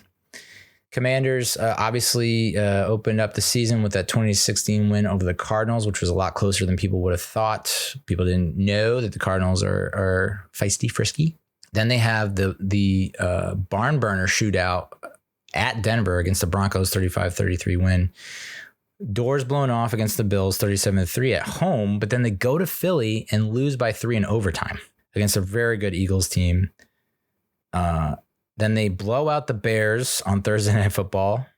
Oh no, they get blown out by the Bears, 40-20 at home, and then they beat the Falcons on the road, 24-16. So seems like they play better on the road, and they're on the road this week. I was looking at playoffstatus.com. That's playoffstatus.com. That's PLAYOFF. And they had the Commanders at the 7 seed. But I've heard recently that the Rams actually have the 7 seed. So it looks like the Commanders might have the 8th slot just outside the playoffs on that bubble. So, humongous game. Can't be overstated. This is the biggest game of the year until the Jets game is the biggest game of the year until, it's just so many must-win big games. It feels like the playoffs start Sunday. It really does feel like the playoffs start Sunday. You got to win and you stay in. But if we have any shot of making the playoffs or making a run at the playoffs, cannot lose to the Commanders. I mean, you lose to the Commanders and you can officially put the season to bed. And we can start our mock drafts, y'all. Looking ahead through our remaining schedule, we currently have like a 2% chance of getting the 7 seed. So we're not completely out of it. Up to this point, we've had the toughest schedule in the division and the second hardest in the conference behind the Rams, who were 3-3. So as much as I discounted the Rams and counted them out, holy crap, the Rams might be good. Like if they're facing the toughest schedule so far and they're coming out even, that's something that we have to keep an eye on because that's a game that we have to win later on. But moving forward, so we've had a really tough schedule so far. Moving forward, we have the easiest schedule among division teams, NFC East teams. And we have the 8th hardest in the conference. So it's a little bit lighter of a load, but still, I don't know that. I think a lot of people are saying, well, we're now going into the softer part of our schedule. It's like, it's not that soft. There's like maybe one game where it's like, that's gotta be an automatic win. Feels like the Eagles and Niners are locks despite some recent injuries. Lane Johnson from the Eagles going down. Who knows how long that's going to last. McCaffrey left the game. Deebo Samuel left the game. Trent Williams left the game against the Browns. So, injuries, if they start to pile up and they start to knock guys out for extended periods of time, that could alter things. But right now it's Eagles, Niners, 1-2, however you see fit. Lions feel like a lock as well. And don't look now, but could be the number 1 seed. It's like, if they stay healthy and the Eagles and Niners continue to get dinged up, the Lions have the 2nd easiest schedule in the conference and the easiest in their division. So it kind of feels like just hand them the NFC North and possibly the number 1 seed. Wow. I wouldn't count out Atlanta 3-3. I know they just lost the Commanders, but they do have the easiest remaining schedule in the entire conference and division, and I believe the league. So, if the Falcons can't make do with that and try and make it the run to the playoffs, it's like, I guess they have to, they're already bailing on Desmond Ridder. What? The Saints and Packers also have easier schedules than us. And those are the 2 teams that we have to face. So after the Commanders game, hopefully we get that dub. We face the Jets. Now, a lot of people are saying, oh yeah, we'll just beat the Commanders and Jets. I mean, I've said it plenty of times. Oh, stay competitive with the Bills, but if we beat the Bills, if we can beat the Commanders and Jets, then we're, blah, blah. And then how do we approach the trade deadline? Jets just beat the Eagles for the first time in their franchise history, and their defense looks ferocious. So that's going to be a knockdown, drag them out fight. Like, it could end 3-0. Because if our defense continues to play like we did against Buffalo, if the Jets defense continues to play like they did against Philly, it's going to be old school head knocker. Okay, we beat the Commanders. We beat the Jets. 3-5. What are you doing at the trade deadline? We talked about it last week. The trade deadline is October 31st. You're 3-5. You have your quote unquote softer part of your schedule coming up where you could rattle off some wins and you could finish the season strong. You coulda, woulda, shoulda, if. I am now, like I said, if we got blown out by the Bills and then we beat the Commanders and Jets and it's ugly, I think you're selling at 3-5. The fact that we probably should have beat the Buffalo Bills and then we beat the Commanders and Jets just beat them. Just get W's. I don't know that you can't be complete sellers. Not everyone's on the block. I still think you can dangle Adoree Jackson. I don't know about Leonard Williams. If you don't win either game, yeah, we're 1-7, full on fire sale. Everybody's available. Everything must go. If we split these next 2 games, so 1-1, however you want to slice it, I don't think there's any question or doubt. You still have to go full fire sale. It's that 3-5 mark where you looked good defensively, at least against the Bills in Buffalo. Maybe no one's, we could be 4-4. And if we're 4-4, I don't think you're selling at hard, right? So after the trade deadline, we're then at Vegas for the Raiders, which the Raiders are interesting, man. I know Jimmy G just got hurt. They barely beat the Patriots. They got blown out by the Bills. I don't have a ton of faith in them. So I think I have more confidence in us winning that game. We're then at Dallas. How soon we forget that we went into Dallas on Thanksgiving Day last year and had the lead at halftime and almost could have won that game. And we were severely banged up. I said that same thing when we played them in the home opener this year and we got shit pushed in. So I'm going to say that's a loss. We're just going to find a way to lose against them. But my hope is, as opposed to getting blown out, be nice if we, gave them a run for their money. So I think that will go a long way. If we can remain competitive, take them down to the wire. And if we don't come out with it, we still feel good about our prospects. And then you're at Washington. and then you're home against the Patriots. So, you're 3-5 at the trade deadline. You could be 4-5, 4-6, 5-6, 6-6 when you hit the bye. You got to be feeling all right. Like 6-6 doesn't feel like you're that far out. NFC, despite there are probably 3 or 4 teams that are like, that are probably going to continue to pile wins. But then the rest of that conference, they're kind of hovering around that, that 500 mark. So 6-6 with 1, 2, 3, 4, 5 to go. Yeah, I got to feel pretty good. Packers, you have to win. Saints, you have to win. Those are, I mean, I know you just said every game's a playoff game. Those are like, you have to get up for those like they are playoff games. You have to win those games. You lose either one of those games, your playoff hopes are dashed. So got to beat the Packers, got to beat the Saints. And then you have the Eagles, 2 out of the 3 remaining. Who knows what their situation is? And the Rams, it's a Rams sandwich. We get the Eagles sandwiching the Rams.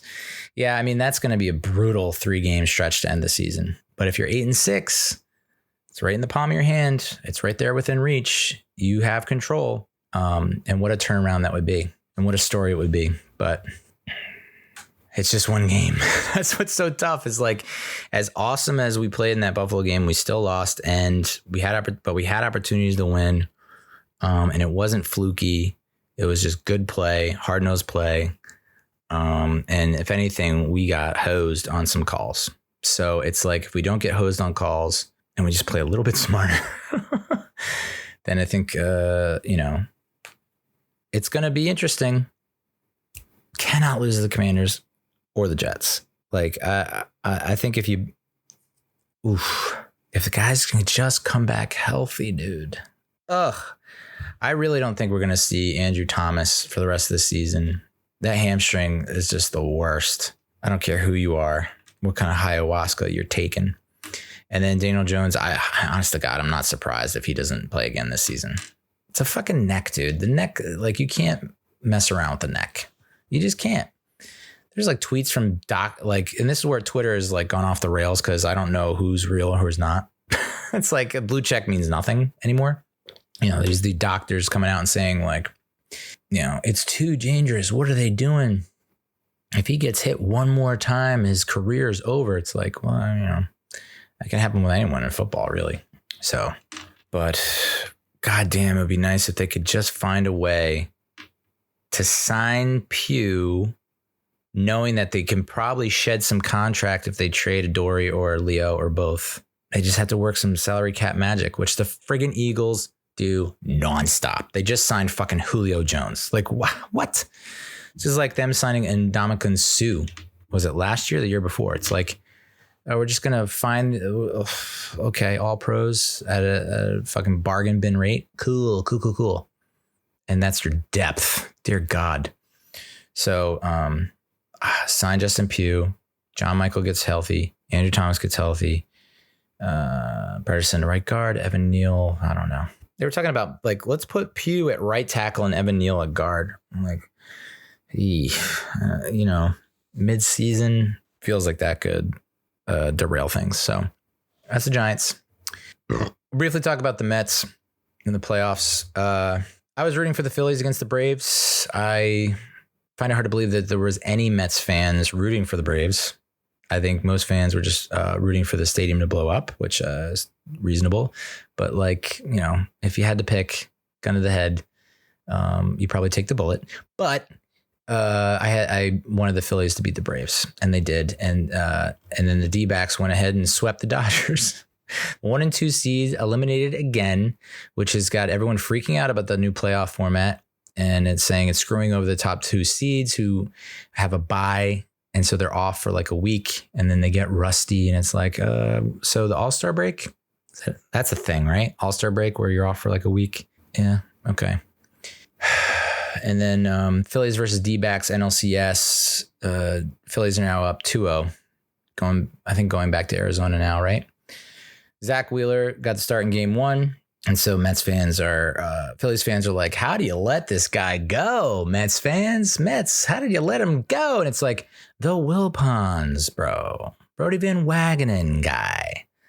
Like, we had some really poor leadership and vision from our up top officials. So that's why Zach Wheeler is a Philadelphia Philly.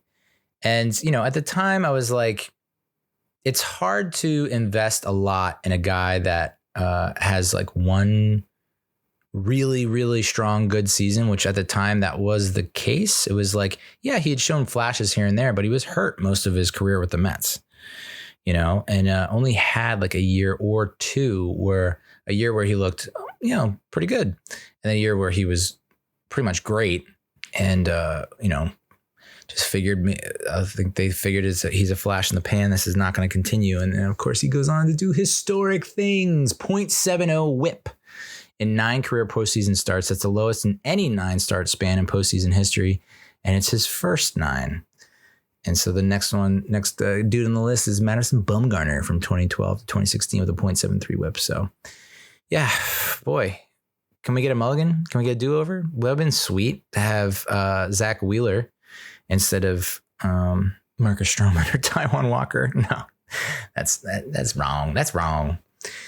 So yeah, my God, how things would have changed and been different if we had Zach Wheeler in the mix. And then the story of note is the Rangers Astros ALCS. It's Scherzer. Scherzer's back from injury, and Verlander got the start in game 1, took the L. Pitched well, I guess, just not well enough to get the win, and was outpitched. And then I don't know when Scherzer's starting or if he has already started. But it's like, would you rather have the Rangers or Astros in the World Series? Like, that seems like a pretty easy question to answer, right? Rangers, for sure. I don't want the Astros back in the World Series again. Verlander, you got your World Series win with the Astros. Dude, relax. And then DeGrom gets his ring. And there was a question on Twitter, like, would you be pissed if DeGrom gets a ring with the Rangers? It's like, no, dude. No. I don't wish like ill upon him.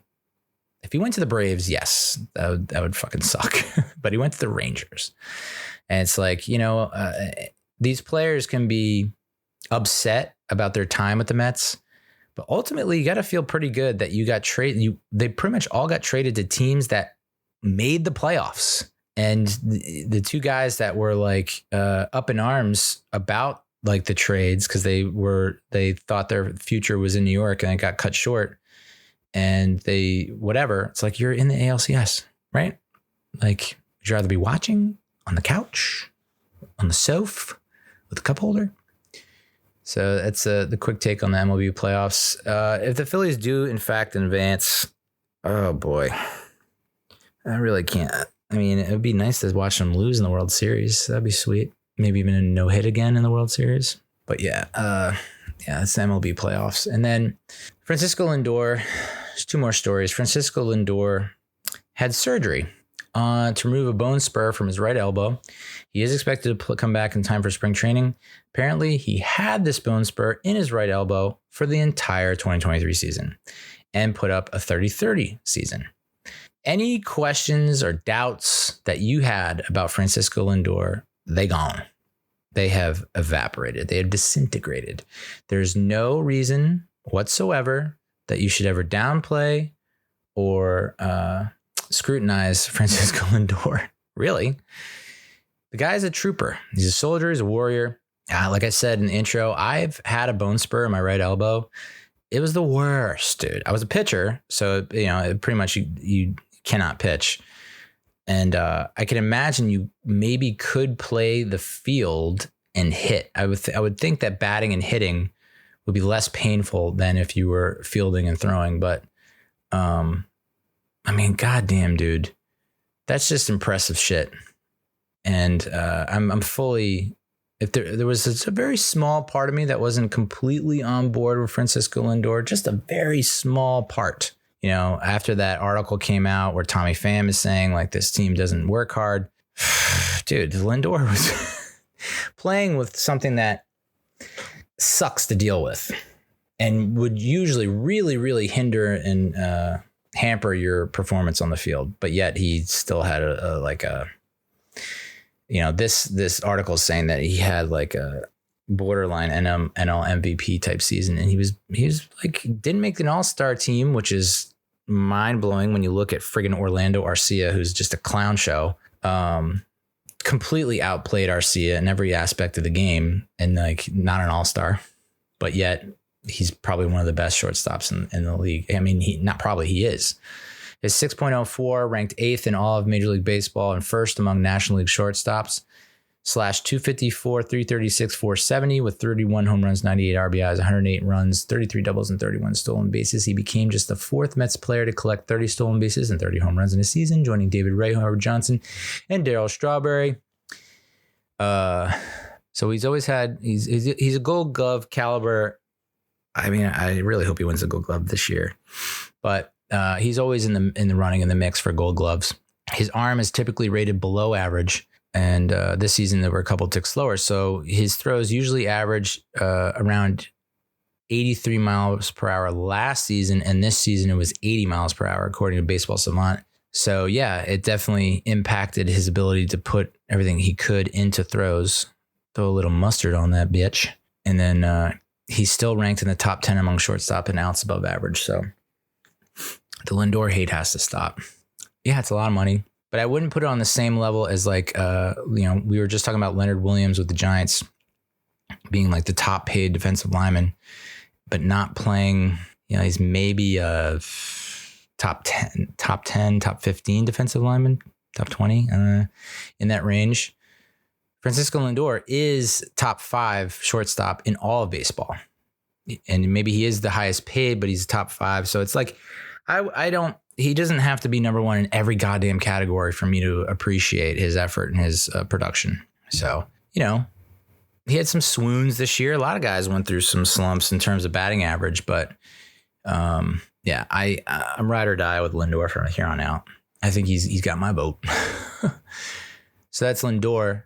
And then The Athletic released an article asking a bunch of talent evaluators, scouts, executives about Pete Alonso's future value. What their forecast is, what they see happening, their predictions for that. 8 scouts and executives across the league, how they would forecast his next handful of seasons. They do think he'll still be able to provide some power through at least his age 33 season. So he's going to turn 29 or 30 in December. Is that it? He's going to be turning 29 or 30. So we do have like 3 or 4 more seasons of like, we can be somewhat confident that he's going to hit at least 30 home runs each season. Anything less than 30, you're kind of like, whoa, Pete, are you getting enough sleep? So the evaluators mostly expressed some skepticism about Alonso's mid-30s outlook. So once he hits 34, 35, 36, currently ranks 3rd all-time in home runs by a player through their first 5 seasons. Behind Ralph Kiner and Albert Pujols, but Alonso has played fewer games than both of those guys. So that's some historic shit right there. I don't know how you overlook that. However, studies on isolated power, which measures a batter's raw power by showing how many extra bases a player averages per at bat, indicated that a player's peak power performance arrives during their early to mid-20s with a swift decline after 30. And Alonso was questioned about his age, which you should never ask a slugger. Don't you know that? You never ask a slugger his age. Alonso, I guess as the kids say, clap back. He responded by listing guys, power hitters in their 30s, early to mid 30s, late 30s that have debunked that myth, or that he doesn't subscribe to that. He doesn't believe in that stigma. Freddie Freeman, 34, posted a higher OPS in his 30s than he did in his 20s. Joey Votto hit 36 home runs in 2021 at age 37. Paul Goldschmidt won the Most Valuable Player award in 2022 at age 34. Alonso wants to age like a wine, not like milk. Hell yeah, bro. You are a fine, goofy ass wine. Like your Franzia. And I'm cool with that. I like to slap the bag, my dude. He also wants to improve. He wanted to improve on 3 specific counts that he faces: 2-0, 3-1, 3-2. And he succeeded in those areas. His SOPS plus, which works like OPS plus, but takes a player's OPS compares it to league average, sets it at 100, but for a specific split, right? So on 2-0, he went from an SOPS plus of 91 last season to 237 this season. On 3-1, it went from 27 to 182, and on 3-2, it went from 91 to 122. So yeah, taking advantage of favorable hitter accounts, 2-0, 3-1, and then really stepping it up when it comes to pressure situations, 3-2. His chase rate dropped in 2023, but his strikeout rate did climb to 22.9%. The first time it surpassed 20% over a full season since he was a rookie in 2019. His walk rate stayed at 9.9%, right in line with his career norms. And his defense is improving as well. His outs above average went from -8 in 2022 to 0 in 2023. So it's a big step up. He's talked about how he wants to win Gold Gloves, and I'm here for it. Attaboy Pete. It's good to have goals. One evaluator went as far as comparing Alonso to Hall of Fame third baseman Mike Schmidt, who hit more home runs and slugged at a higher rate in his 30s than he did in his 20s. And predictions for this year, projections. MLB trade rumors projected Alonso to earn $22 million through arbitration. Fangraphs Zips projection said he should hit at least 35 home runs with an OPS of around 850 in each of the next 2 seasons. Oh, why wouldn't you sign this guy to a long-term contract? So you figure, I was thinking about this, like, okay, double the 22 million and pay him that for the next, through his age 34 season. Is anyone like concerned about that? Like, just give her, they kind of put themselves in a corner after all the dead money they're giving away with Escobar and now Verlander and Scherzer and McCann still.